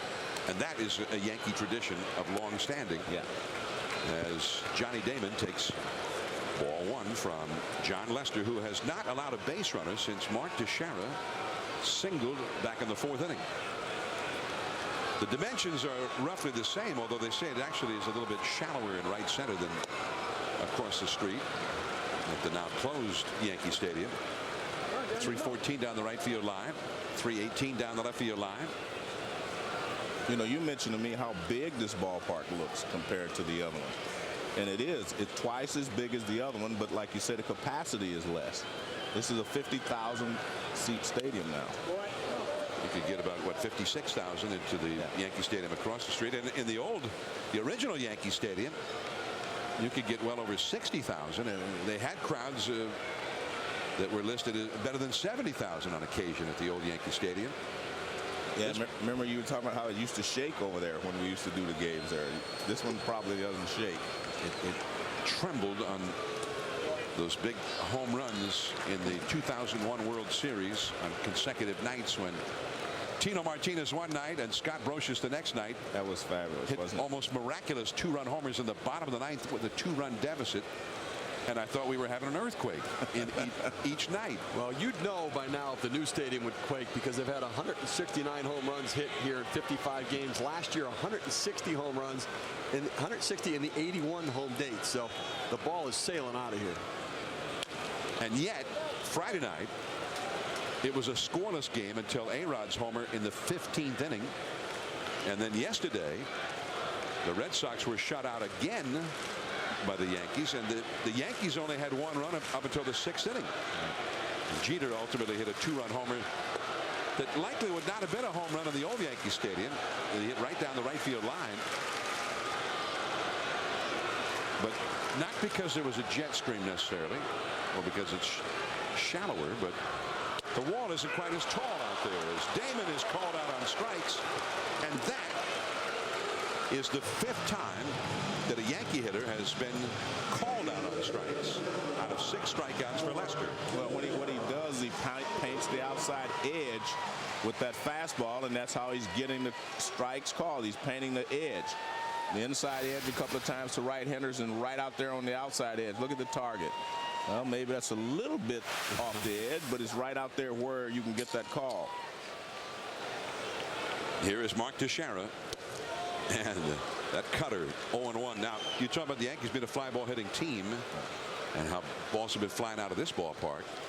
There has not been a fly ball that the Red Sox outfielders had to handle all night against Lester. That's why they're able. That's why he's able to hold them scoreless so far. They've hit 3 pop-ups.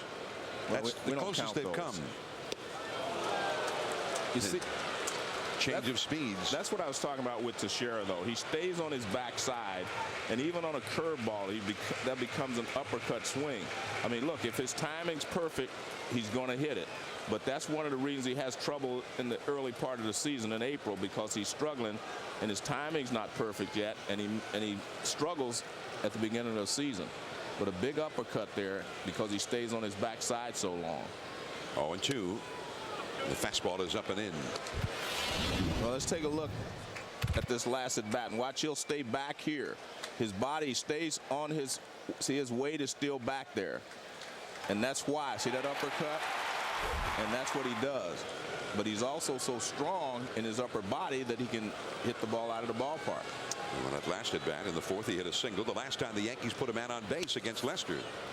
That curve is pulled foul. But that really is an unconventional approach. Definitely. I mean, and the fact that he has as much success that he does, it's surprising, because I mean, if that worked, a lot of guys would do it. Yeah, but you wouldn't teach anybody. Right, you wouldn't. And it really does, I think, play to his. He's so strong. I think that strength is a major part of why he has the success with that unconventional approach. He's on a list with some big names there. You're right. 25 home runs to start a career.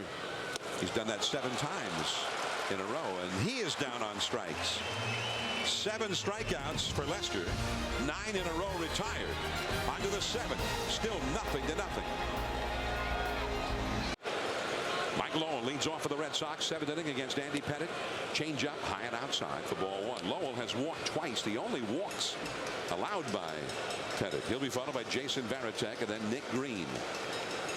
30 consecutive innings without a run for Boston, and the pop-up goes foul and out of play. In 1974, that was a year where the Red Sox had a pretty big lead near the end of August, and they really just fell apart down the stretch, and the race at the end ended up being between Baltimore and the Yankees. The Yankees were sort of a surprise entrant at the end there. The Yankees were 7.5 ahead in late August and finished 7 games back of the Baltimore Orioles. But in that stretch was a one horrible stretch where Boston did not score for 34 straight innings. That one's hanging, and Swisher.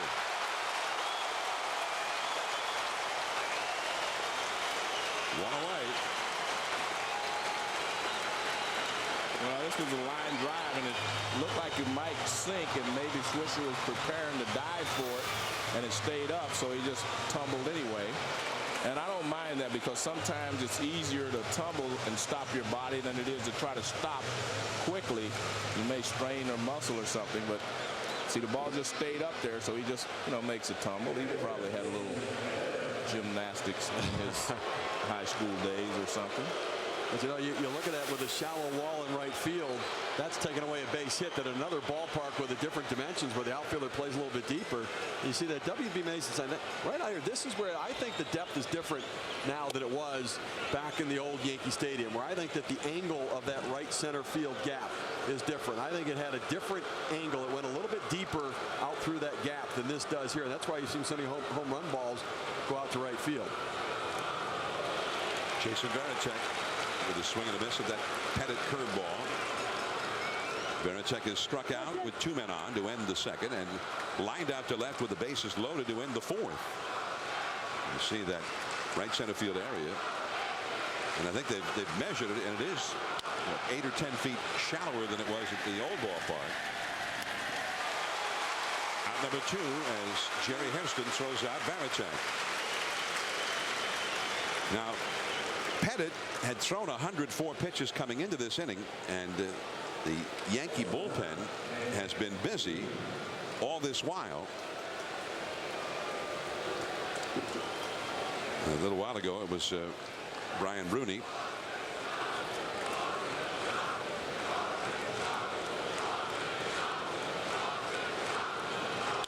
And that was not Bruni, of course. Bruni was standing on the mound out there as Nick Green flies out to center. A 7-pitch inning for Andy Pettit. 2 of his best innings of the night have been the last 2. ESPN Sunday Night Baseball presented by Taco Bell.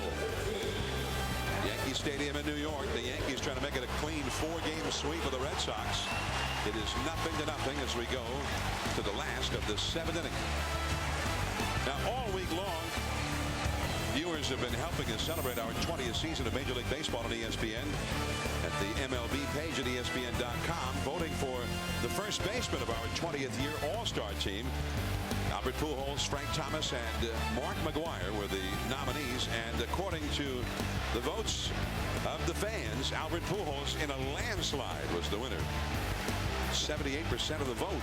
Albert, who just got his 100th RBI of this season already. Go to ESPN.com tomorrow to make your pick for the All-Star second baseman of our 20 years of baseball coverage on ESPN. I have to admit, I was a little surprised Mark McGwire got 9% of the vote. Good point. John, this is the time of the game, though, when you're an opposing team, you have to worry if your pitcher's starting to lose a little bit, and you've got guys like A-Rod coming up. Posada, these right-handed hitters that can hit the ball out of the ballpark. So far, it doesn't look like Lester's losing too much. Yeah, but you know what he's done? He's gone to the sinker there.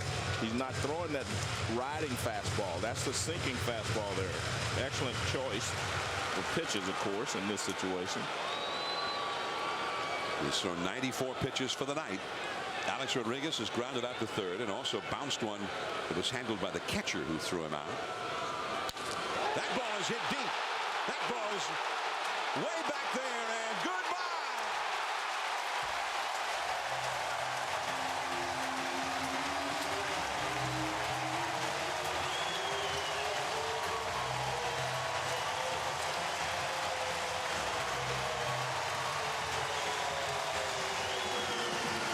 For the second time in 3 nights, A-Rod breaks a 0-0 tie with a home run. He did it in the 15th inning to end the game on Friday here in the 7th inning against Lester. And there was something about Lester that caused you to make an observation, Joe. Well, I just know when you get to this point in the ball game, John, that's when the sluggers come out. And that's why I was saying I think Boston's going to need their sluggers back if they're going to win the division. Right now, all the sluggers are on wearing pinstripes tonight. And when you get to this point of the game, you lose a little off your fastball, and the big hitters can take over. Here is Posada. Changeup low. John Lester's been having great success pounding Alex Rodriguez inside, but they set up inside and he left the ball out over the plate. Jason Varitek went to that spot where they've had success, and it was a mistake. Well, that's what happens, though. You know, I mean, you can't pitch a perfect game. No one can, except Don Larson. But in these situations, maybe, or Mark Burley lately. But I mean, when you're a pitcher, you're going to make some mistakes. And Burley made some mistakes in his game. Larson made some mistakes in their game. It's just a matter of whether they're going to hit them or not. You can't be perfect all night long. You try to get in, and eventually you leave something out over the plate with some of these sluggers. That was the first base run, the first hit for the Yankees since the 4th inning. And that's a base hit for Posada. See, they've already seen him 2 or 3 times. And let's take a look at the sequence here. Let's look at the at-bat. As you said, they're trying to pound him in. That pitch is down, but he's in. Look where the target is. That one he got in. And here's the mistake right there. He got it down and over the plate. And in fact, looks like the exact same pitch that Tazawa threw another day, only it wasn't a breaking ball, but in the same spot. And it looks like to me that A-Rod is hitting that low pitch very, very well right now. John Farrell, the pitching coach for the Red Sox, out to have a visit with John Lester, who was breezing through the Yankee lineup. He had allowed only 3 hits, all singles. He had retired 9 in a row. And then suddenly A-Rod with a home run, which was estimated at 425 feet. That's where it landed from home plate. And now a single to right by Posada.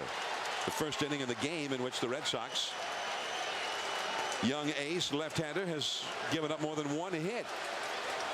And Bard, the right-hander, is up in the Boston bullpen. Daniel Bard. And that's just off the outside to Nick Swisher, a 94-mile-an-hour fastball. Swisher has struck out looking and popped up to second.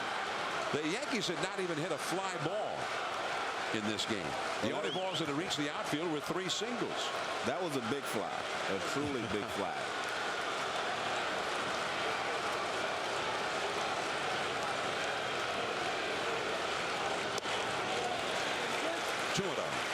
To Swisher, who also has power.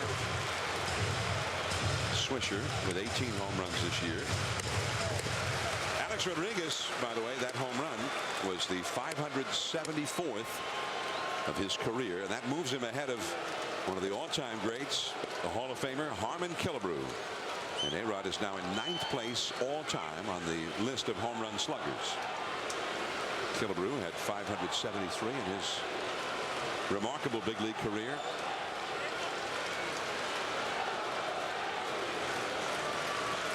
Joe, goes to your point about Pedroia for the Red Sox being a guy you want to try to get a hit, but it's a hit, a single or a double. For Alex Rodriguez, when he hits it, it goes out of the ballpark. Yeah, those guys are in scoring position when they walk in the batter's box. He has passed Killebrew tonight. And next on the list is Mark McGwire and then Frank Robinson. Killebrew now 10th place all time. And he passed the former great Yankee Hall of Famer Reggie Jackson earlier this year. And that is a walk. No. Swisher thought it was a walk. Yeah. He took off for first. I was just watching Swisher. I thought he knew. 3-1. Let's take a look at this Ford K zone here and see who was correct. Well, I think the umpire was correct, John. He didn't see the Ford K zone on that one. Well, what happens is they watch where they catch the ball.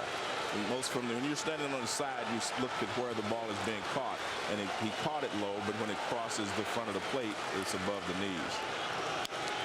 And off his foot, foul ball, strike 2. Swisher is a guy who gets a lot of walks. He walked 70 times this year. Even though his average was only 245 at game time, his on-base average 379. And you like that. I mean, you know, when you have a guy who's a regular player, I mean, if he can walk and get on base, and then when he does make contact and hit some home runs, you're talking about a guy with 18 home runs and 70 walks. That's a pretty productive player for a guy batting, you know, 6th, 7th in your lineup most nights.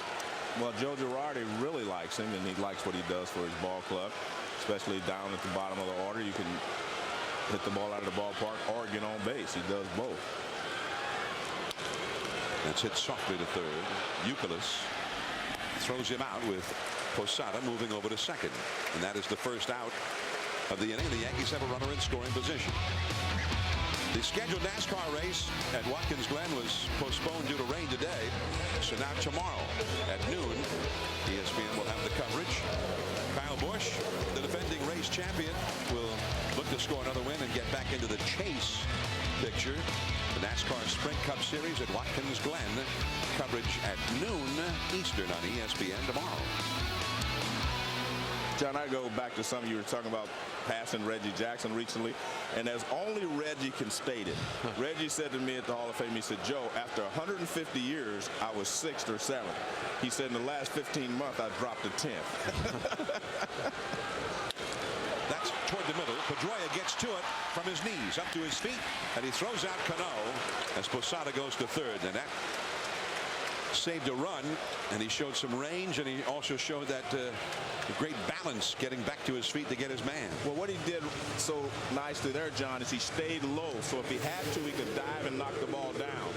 See, watch how low he stays right there. See, actually slides down to get it, and he gets up and throws Cano out. But he uses his feet, quick feet, very quick. Watch his feet. Look at that, boom, boom, boom. Now, well, in slow motion, but he's very quick.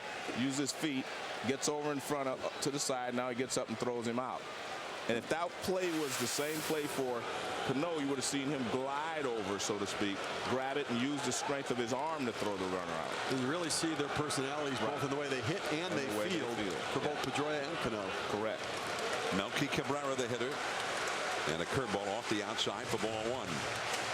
Well, he needed to keep that ball in the infield at the very least, whether he got the guy who hit it or not. He had to keep the ball from going to the outfield. And he stayed low going after it. That was what he was making sure he could accomplish. 1 ball, no strikes to Cabrera. And the curveball. This is not an easy play for Youkilis, and he just got him. Youkilis is playing deep, and the ball was hit very softly. So just the 1 run for the Yankees. A-Rod's home run. Top of the order for the Red Sox, trailing 1-0. ESPN Sunday Night Baseball is presented by Taco Bell. Think outside the bun. And in part by One-A-Day Men's 50-Plus Advantage. Get more of what matters to you. And Cabot Wood Stains. Our performance is legendary. Sunday Night Baseball. I'm John Miller with Joe Morgan and Steve Phillips. And this is the very impressive new home of the New York Yankees. Our first Sunday night telecast from here. And the Yankees are leading the Red Sox 1-0, but Andy Pettitte is finished for the evening. 112 pitches through 7. And now Phil Koch will come on in relief, and Koch with a 4.7 earned run average. And 46 innings, only 34 hits allowed. And the idea now is to get the ball to Mariano Rivera, the great Rivera, who most of the time you get it to him with a lead of any kind. In the 9th inning, the game's over. And they've even started using him more and more in the 8th inning. He's had 7 saves of 4 outs or more where he's come on in the 8th inning. And Koch starts the left-handed hitting Ellsbury with a called strike. Well, Joe Girardi just raves about Phil Koch and what he's meant to his bullpen this year. He's one of those unique left-handers that does a great job neutralizing a left-handed bat, but he can stay in and get right-handed hitters out as well. He is from California's gold country. He was born in Sonora in Northern California, in the foothills of the Sierra Nevada mountains. Now center stage at Yankee Stadium. Red Sox Yankees in a 1-run game. The slider misses. 2 balls and a strike to Ellsbury. Jonathan Papelbon, the outstanding Boston closer, he's had nothing to close here for a while. Yankees have not won or rather the Red Sox have not won a game since last weekend when they were in Baltimore. And a foul out of play off to the left. Since they left Baltimore, they've had 2 losses in St. Petersburg, Florida, to the contending Rays, who are just behind them in the East and also in the wild card division. And 3 in a row they've lost here. 1981 was the last time they were shut out for 3 straight games. That was by the Texas Rangers at the end of April in 1981, a series, by the way, that I broadcast as a Red Sox broadcaster with the late Ken Coleman. Strike 3 call.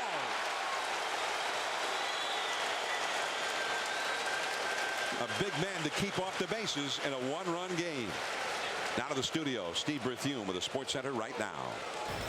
John, Sunday's World Golf Championship final round turned on the 16th at Firestone. Tiger Woods knocked this 8-iron to within tap-in birdie range, while leader Patty Harrington triple bogeyed the hole. Tiger wins for the second straight week, now heads to the PGA looking for his 15th major. And rain washed out NASCAR's Sprint Cup race at Watkins Glen. You can see the race Monday, noon Eastern on ESPN. Sports Center follows the Red Sox and the Yankees. Dustin Pedroia, the hitter now. Thank you, Steve. And there's ball one. Pedroia has flied out 3 straight times. None of the first 4 Boston hitters in the lineup have reached base in any way. None of the 4 have even hit a force out to reach base. Ellsbury 0 for 3 with a sacrifice bunt. Pedroia is 0 for 3. Victor Martinez on deck is 0 for 3. Cleanup man Youkilis is 0 for 3.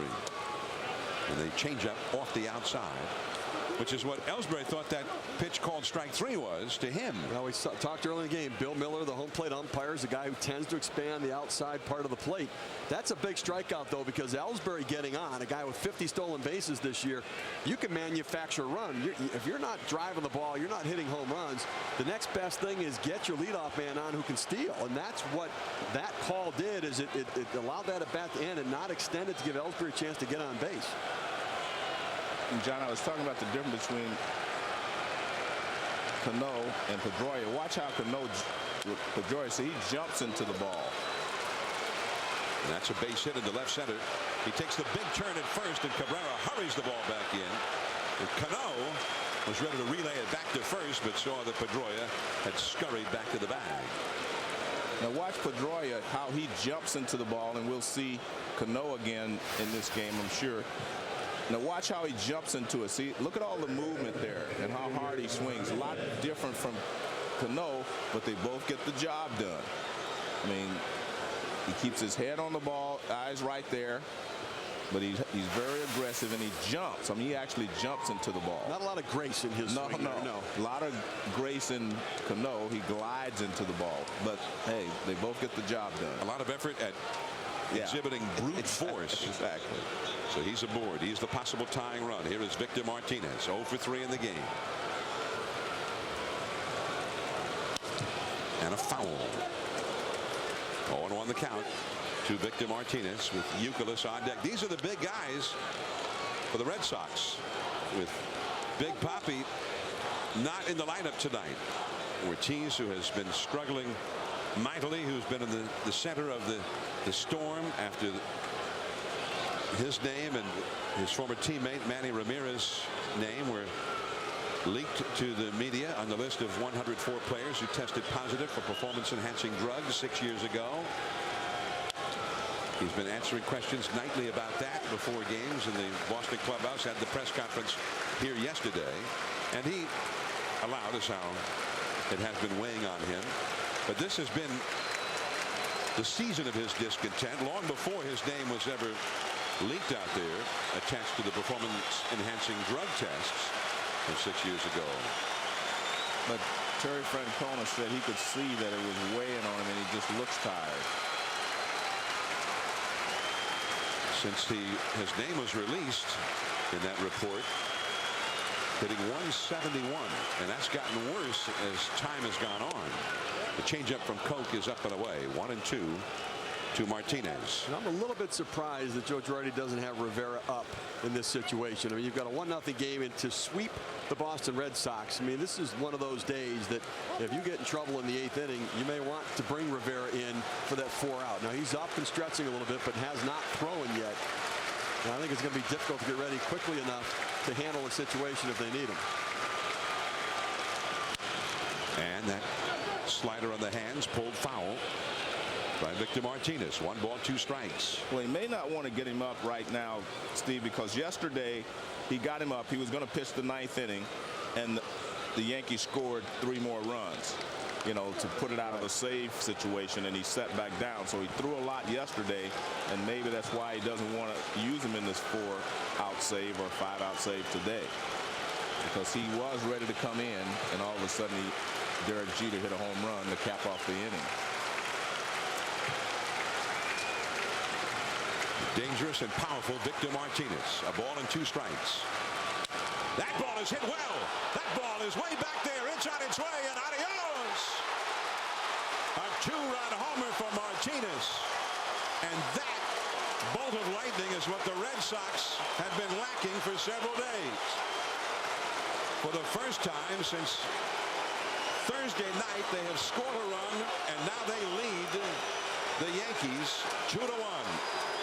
And that's why we were talking at the trading deadlines. I thought this guy's addition to the Red Sox was going to be the most important addition of all because he can play different positions, and he brings a thunderous bat from both sides to their lineup, and they were in desperate need of something like that.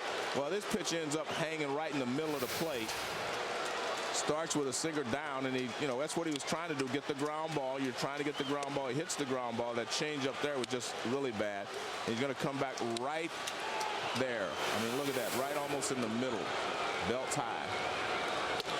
It was interesting to me that the two breaking balls that Martinez swung at and fouled off, he was way out in front and pulled them down the line. Then he came back with a fastball, and it was the velocity, it was the speed at which Martinez was swinging the bat. He actually did him a favor, I think, by going back to the fastball. Definitely.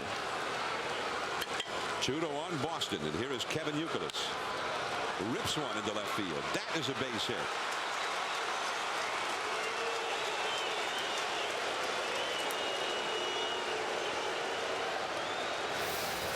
And you take a look at Martinez here, and he ends up getting the fastball over the plate. The two pitches before that he swung at, he pulled them into the stands down the left field line on the breaking balls, but he got the fastball and drove it. Not a lot of wasted movement there.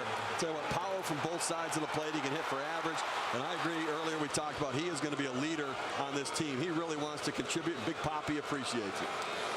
Now, ordinarily we would have expected to see Phil Hughes in the 8th inning. He's become the 8th inning setup man for the Yankees, especially in a one-run game, as the bridge to Mariano Rivera to close the game. But they had the 15-inning game on Friday, and Phil Hughes worked in that game. He also worked yesterday. He worked just briefly in each of those games. Yeah, but he did get all heated up and warmed up for each game.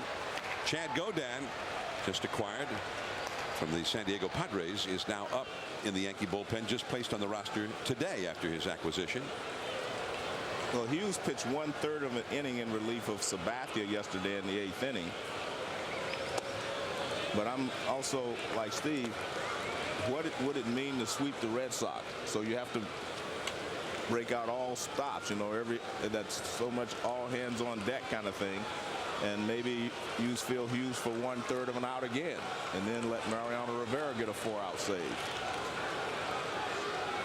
Jason Bay, the hitter. That's hit very softly. Jeter gets one. Cano to first. Double play.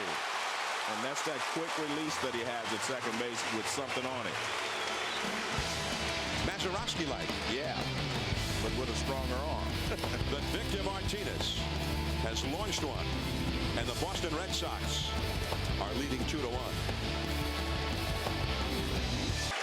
Now the Yankees with a 2-1 deficit after Victor Martinez 2-run homer as they come up, and there is Daniel Bard into the game, and Hideki Matsui is going to be the pinch hitter for Jerry Hairston, batting for the Yankees here in the last of the 8th inning. And Matsui, a powerful left-handed hitter who is hitting .263. He got 16 homers in 300 at bats this year.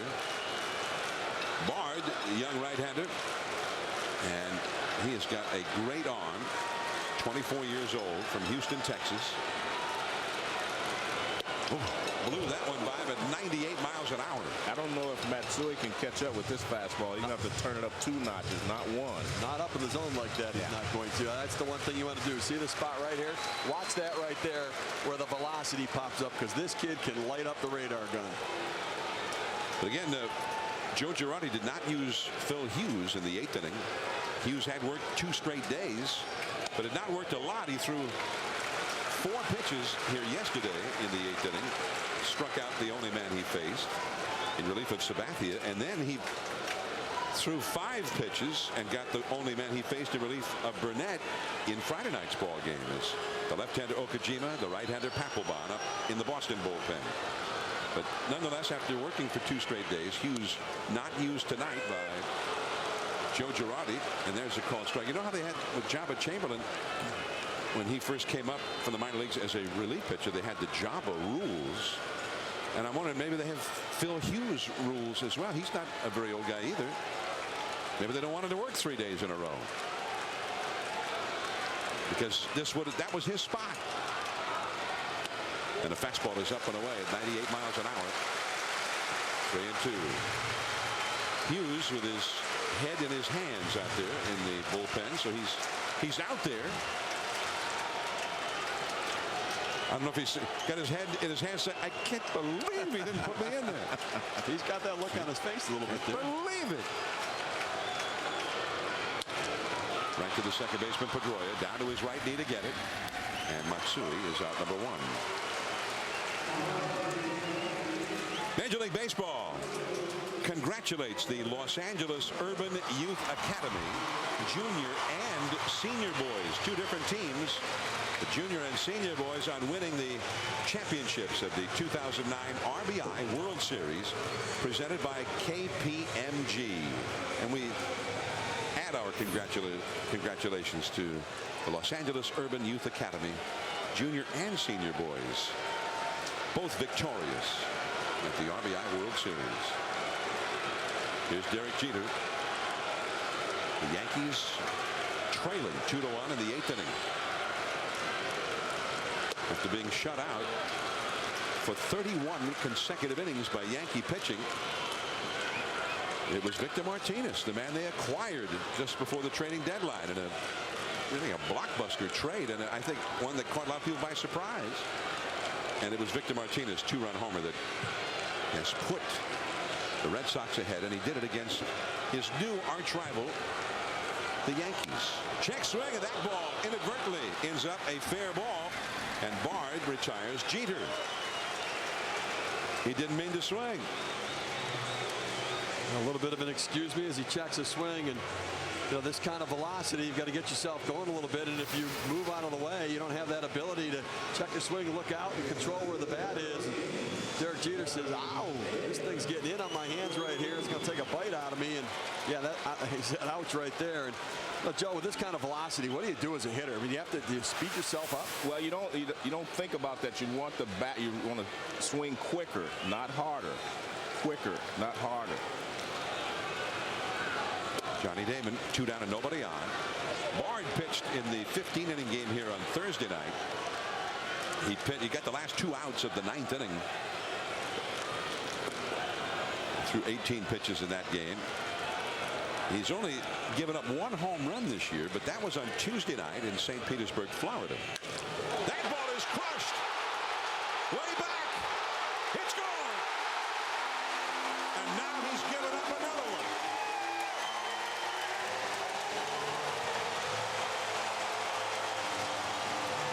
See, John, quicker, not harder.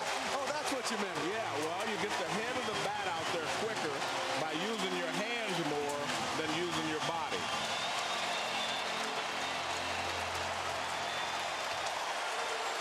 I mean, Albert Pujols, the guys will tell you, swing quicker, and what you do is use your hands more so that your hands are quicker, not your body. When you swing hard, you use your body. So you want to swing quicker, not harder. And you got another powerful hitter up here. Everybody standing at Yankee Stadium. Mark Teixeira, and a slider in there for a strike. Johnny Damon came out and took a bow. Teixeira is 1 for 3. And on Tuesday in St. Petersburg, Bard in the 8th inning gave up a home run to Evan Longoria that tied up that game. A game that the Rays eventually won. That ball is hit high in the air, down the right field line, into the corner, on its way. Goodbye. Second down.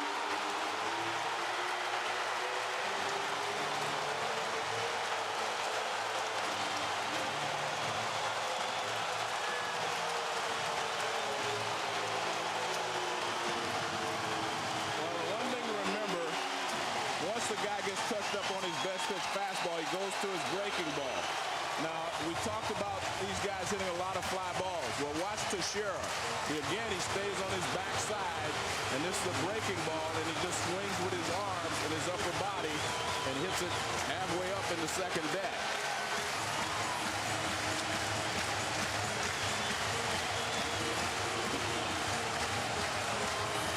let's take a look at Johnny Damon. This is a low fastball. And remember, I said these guys hit a lot of fly balls. Even though the ball is down, you'll see Damon get the ball in the air. Now watch, the pitch is down, but he still gets it in the air because he's a fly ball hitter. That's the way he is. Now watch the slight uppercut there.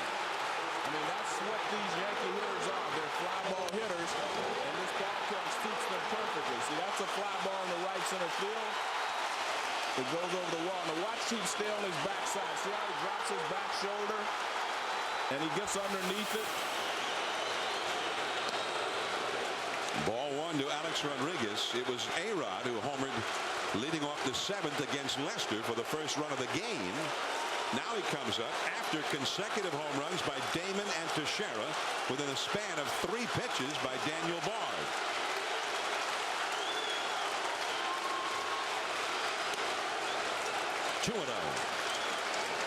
Teixeira's ball was about 8 miles in the air, and he knew it was gone as soon as he hit it, with maybe one moment where he wondered, is it going to stay fair?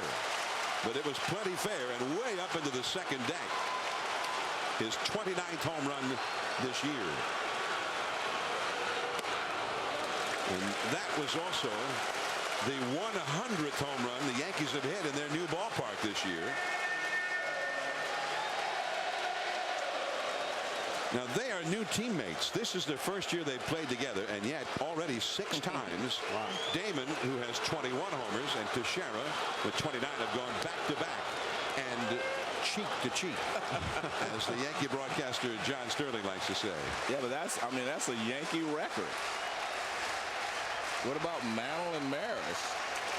The great Rivera, as you would expect, is up in the Yankee bullpen. They did not use Hughes for the 8th inning. They will use Mariano Rivera in the 9th. 3-1 to A-Rod. And he walks. I'll tell you, Johnny Damon is having some kind of year this year. Mark Teixeira as well. And this Yankee offense, so many weapons.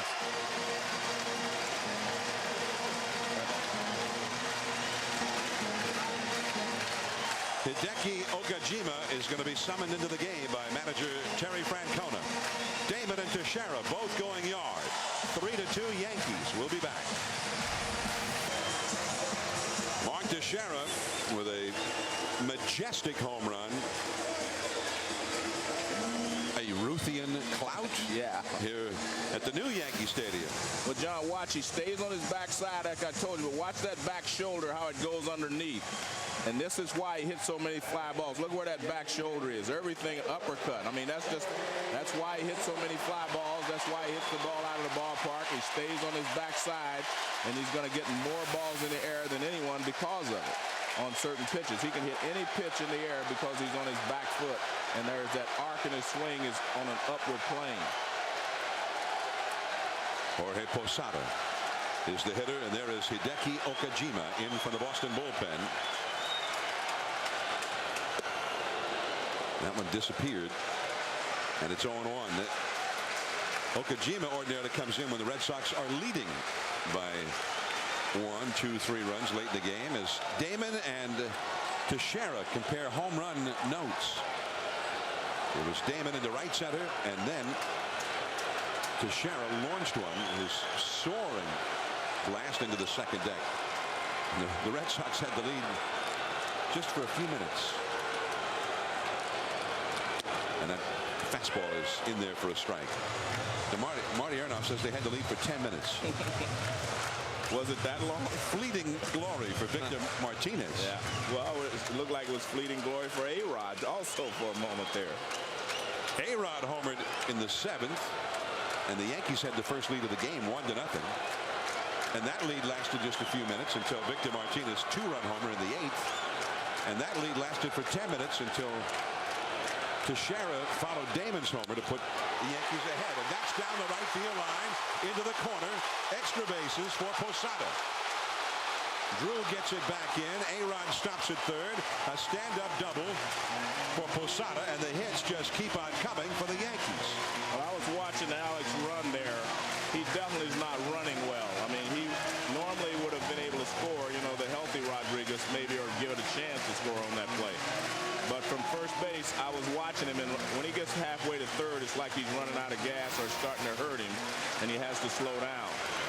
pitch. This is, he starts out well. See right there, you can see he's got a little hitch in that get along, and right there he just slows up. He can't make it. His stride's not as long as it was before. Right. It's almost like he's shortening his stride, because if he gets the full extension, he's going to feel something in that hip. So now the Yankees with a 1-run lead, which often is plenty enough for Mariano Rivera, but they're threatening to open it up still more. Swisher the hitter. And that, Swisher says, hit him in the shirt. But Bill Miller, the plate umpire, didn't think so. Yeah, but I mean, if you're Swisher, Right. why do you want to hit? Right, stay there. Why do you don't want to hit? You got 2 runners in scoring position. Yeah. Why wouldn't I want to hit? I don't get that. Yeah. And the man on deck is a left-handed hitter. But I mean, forget who's on deck. I'm the hitter. I want to drive in those runs. There's Cano. Yeah. That's that old saying, and we'll leave it up to the next guy. So watch Nick Swisher. He looks up to the sky in every at bat before the pitch comes in, and an honor to his grandparents that helped raise him. Did that hit him? I guess not. 2-0 the count this way. Well, he may not be interested in pitching to him anyway. Yeah. But I would be interested in hitting. I mean, you got runners in second and third. And Nick Swisher, grandparents raised him, and he looks up to the sky before every at bat and after every hit, in remembrance of the grandparents. Ooh. Right up the middle. Base hit. A-Rod scores. Posada scores. 5-2 Yankees. And Swisher, who wanted to go to first base, has to settle for the 2 RBI single instead. Maybe he still thought he was playing with the A's. He just wanted to get on base. Well, a good job by Swisher after initially not wanting to go. Fastball in, and he doesn't drill it, but he hits it up the middle for a base hit to center field. And Posada and A-Rod both come in to score. Give the Yankees a little padding for that lead. So 4 runs are in for the Yankees. And here is Cano, who is 0 for 3. 5-2 Yankees. This has been another aspect of Boston's bad week. They've lost 5 in a row coming into play tonight. Their bullpen, which was a great source of strength earlier this year, has been getting beat up and really overtaxed. 4 2/3 here on Thursday as John Smoltz got knocked out early. 7 2/3 innings on Friday in relief. That's a base hit. Everybody's doing it. 6 straight Yankees have reached base, and all of this happened after there were 2 down with nobody on base. We saw those bullpen numbers, and Red Sox were the best bullpen in the American League statistically, but it's gotten away from them because they're pitching their guys out of the pen because they have to, not because they want to. They get short outings, they go extra innings, and the more work you get, the more fatigue you get, the more you get yourself into trouble. John Farrell out there trying to calm them down. They don't want to have to go to the pen for another pitcher here. Hope Okajima can get them out of this inning.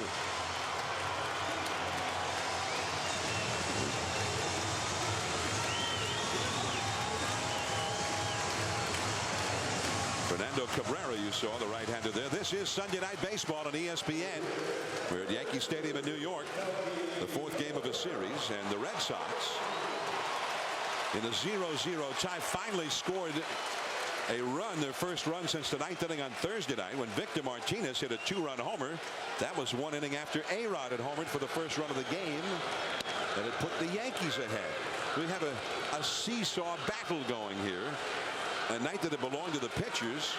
Andy Pettit of the Yankees, who had 7 shutout innings. Lester of the Red Sox, who had a shutout until A-Rod's home run leading off the 7th. But now here in the 8th inning, Damon homered to tie it. Teixeira right after that homer to give the Sox the lead. And now 2 runs later, they've got 2 men on, 2 men out. And the ball hit foul by Melky Cabrera, who is the 9th batter of the inning after the first two hitters, Hideki Matsui, a pinch hitter, Derek Jeter, both grounded out against Daniel Bard. That is when the Yankees erupted. They have scored 4 times here in the 8th inning so far, all after 2 were down. Jeter grounded out and didn't even mean to swing the bat. He checked his swing, and the ball inadvertently glanced off the bat back to the pitcher. And no Yankee has been retired since then. And that curveball down and in to Melky Cabrera. Mark Teixeira, after Damon's homer tied the game, launched a spectacular aerial shot to right field up into the second deck. That one followed, it traced the arc of the Matterhorn over in Switzerland. A definite majestic blast. Off the fists, Nick Green. And he throws out Cabrera, and at long last the inning is over. It was 2-1 Boston for just a few minutes until Johnny Damon homered to tie the game. 2 pitches later, Teixeira. And the Yankees are back ahead.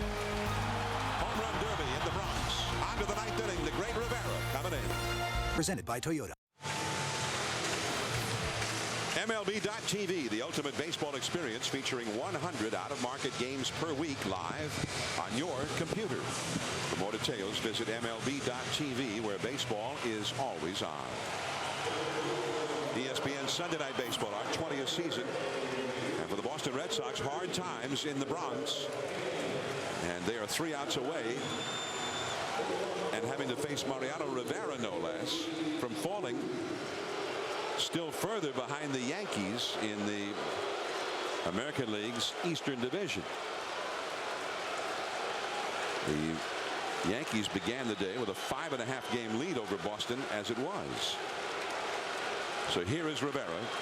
J.D. Drew, the hitter, and the cutter over the outside, a little backdoor cutter for a strike at 91 miles an hour. He doesn't throw that 95, 96 mile an hour fastball cutter as he used to, at least not regularly, but he's still just as effective as ever.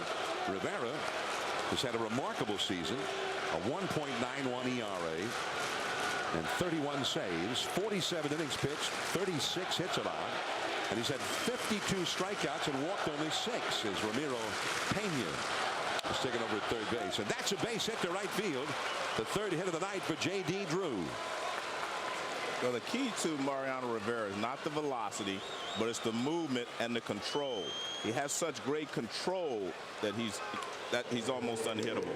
He's right on the edges all the time with the cut fastball or the fastball or the 4-seam fastball, which he throws a lot now.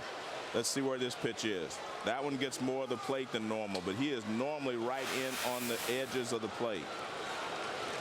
Also keep in mind, he's had great success in his outstanding career, but the Red Sox have roughed him up more than any other team by far. And most of that's done in Boston. The other thing to keep in mind is they get a couple base runners on. You've got David Ortiz on the bench as a possibility. Nick Green's spot coming up in the 9 hole, and Terry Francona has a power bat to go to. Mike Lowell, the count 1 ball, 1 strike. Mariano Rivera, 91 games against Boston, 44 saves, but 12 blown saves. And he's also had a couple of big blown saves in the postseason, in particular 2004 against Boston.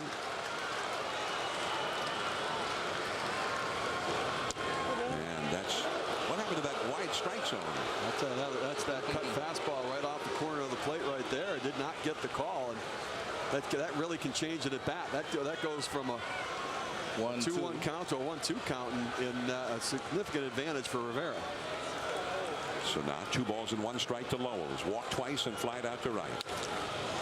This is to right to Swisher. 1 away.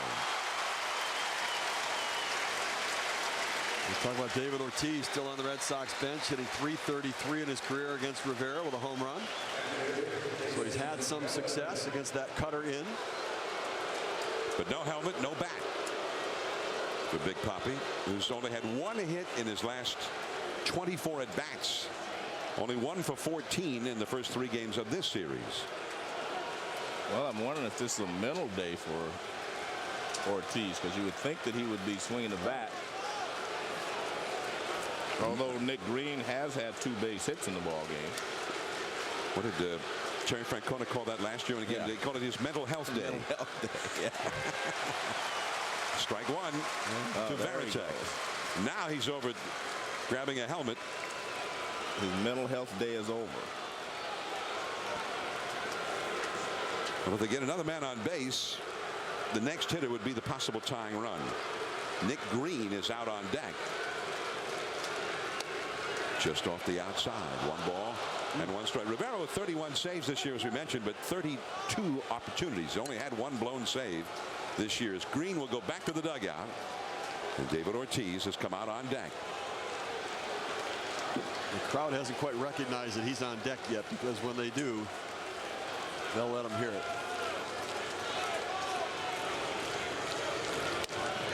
No, again. 2-1 to Varitek, who has gone 0 for 3 tonight. Varitek, 10 hits in 33 lifetime at bats against Rivera, with a home run. There's Big Papi with Rivera center stage. Big Papi on deck. That is in there. 2-2. Red Sox need base runners right now. They need at least 1 more base runner to be able to send the possible tying run to the plate. And many in the crowd here at Yankee Stadium on their feet now with a 2-strike count. 2 balls, 2 strikes. Fouled away.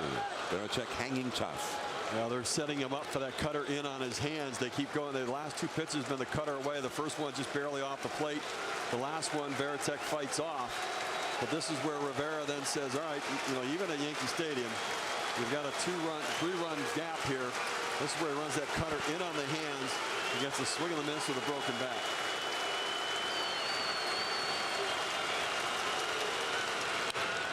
And back to the screen again. Trying to get him to roll over the top of it and maybe get a double play ball right here. I think that's what he's more interested in, is the ground ball, because no matter what you say, you don't want to face Big Papi unless you have to. Slump and everything, he's still a presence. Darn right. And that's what the point you were making when you found out he wasn't playing. He's still a presence. There's that cutter on the hands, and that's yanked foul. So he is hanging in there against Mariano Rivera. There's nothing that Rivera has that Varitek hasn't seen before many times. And that's one of the reasons that some of the Red Sox have had some success against him. They've seen him so often. Now you've got him speeding up on the inside part of the plate. The question is, does he go back away? Going in. He struck him out.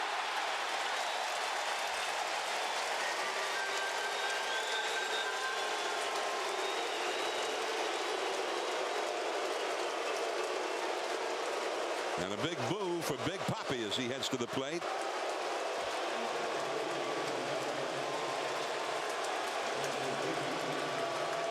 Well, if you're Joe Girardi, this is the way you want to face him. Even though he has struggled, he can only bring you within 1 run with a home run. He can bring Boston within 1 run. That's why it was so important for him to be able to get Varitek out. 8 hits in 24 career at bats against Mariano Rivera for David Ortiz. Runner goes, and that cutter on the hands fouled back and out of play, and Drew will have to go back to first base. Ortiz struck out to end yesterday's game against Robertson of the Yankees, who pitched the 9th inning. And he's had 1 hit and 14 at bats in this series, 1 for his last 24 for the week against 2 contenders in the division. The Rays for 2 and the Yankees. This is game 4. The Yankees are 1 out away from sweeping the 4-game set. And again, Drew runs, and he'll go into second uncontested. I'm a little bit surprised they're coming inside to Ortiz in this situation. I mean, I know that you've got the 3-run difference, but the ball away, I think it stays in the ballpark. That one in, he's cheating a little bit on that ball in the inner part of the plate, and if you miss and leave it out over the plate, he can hit it out. The great RBI man, not even a hit with a runner on base, 22 consecutive at-bats. Now they go away, but off the outside. 2-1. I think that's one of the things that Rivera has done so well. He's kind of remade himself over the last 3 or 4 years. It was cutter, cutter, cutter. Now he will throw the fastball away. He will throw the 4-seam fastball. 2-1 the count. 3-1. Now Posada's going to go out and speak to Mariano Rivera.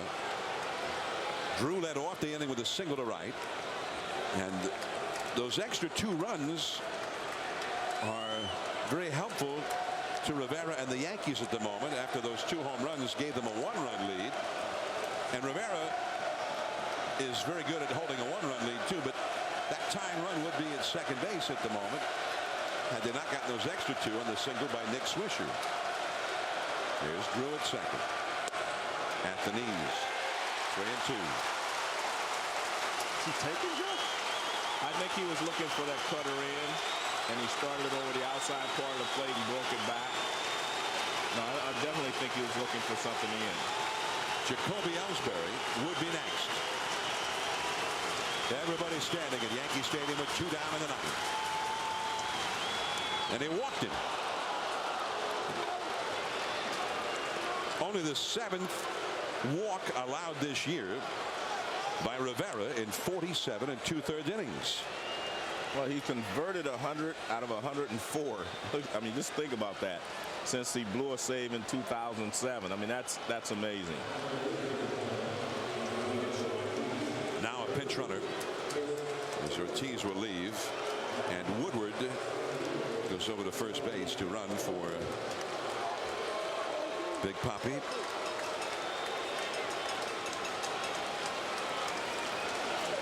Chris Woodward called up as they put Jed Lowry on the disabled list again.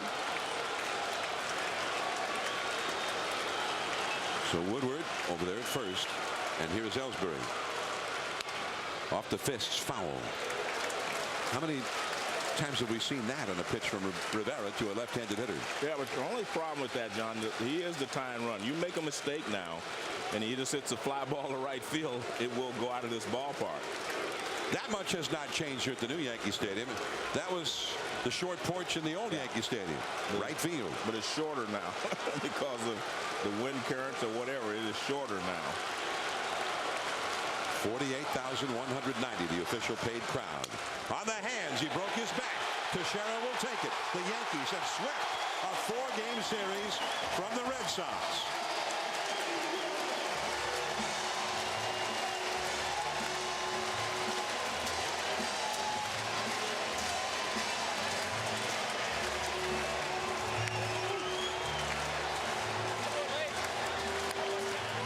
So the Yankees sweep the table, and they have won 7 in a row, while the Red Sox have now lost 6 in a row.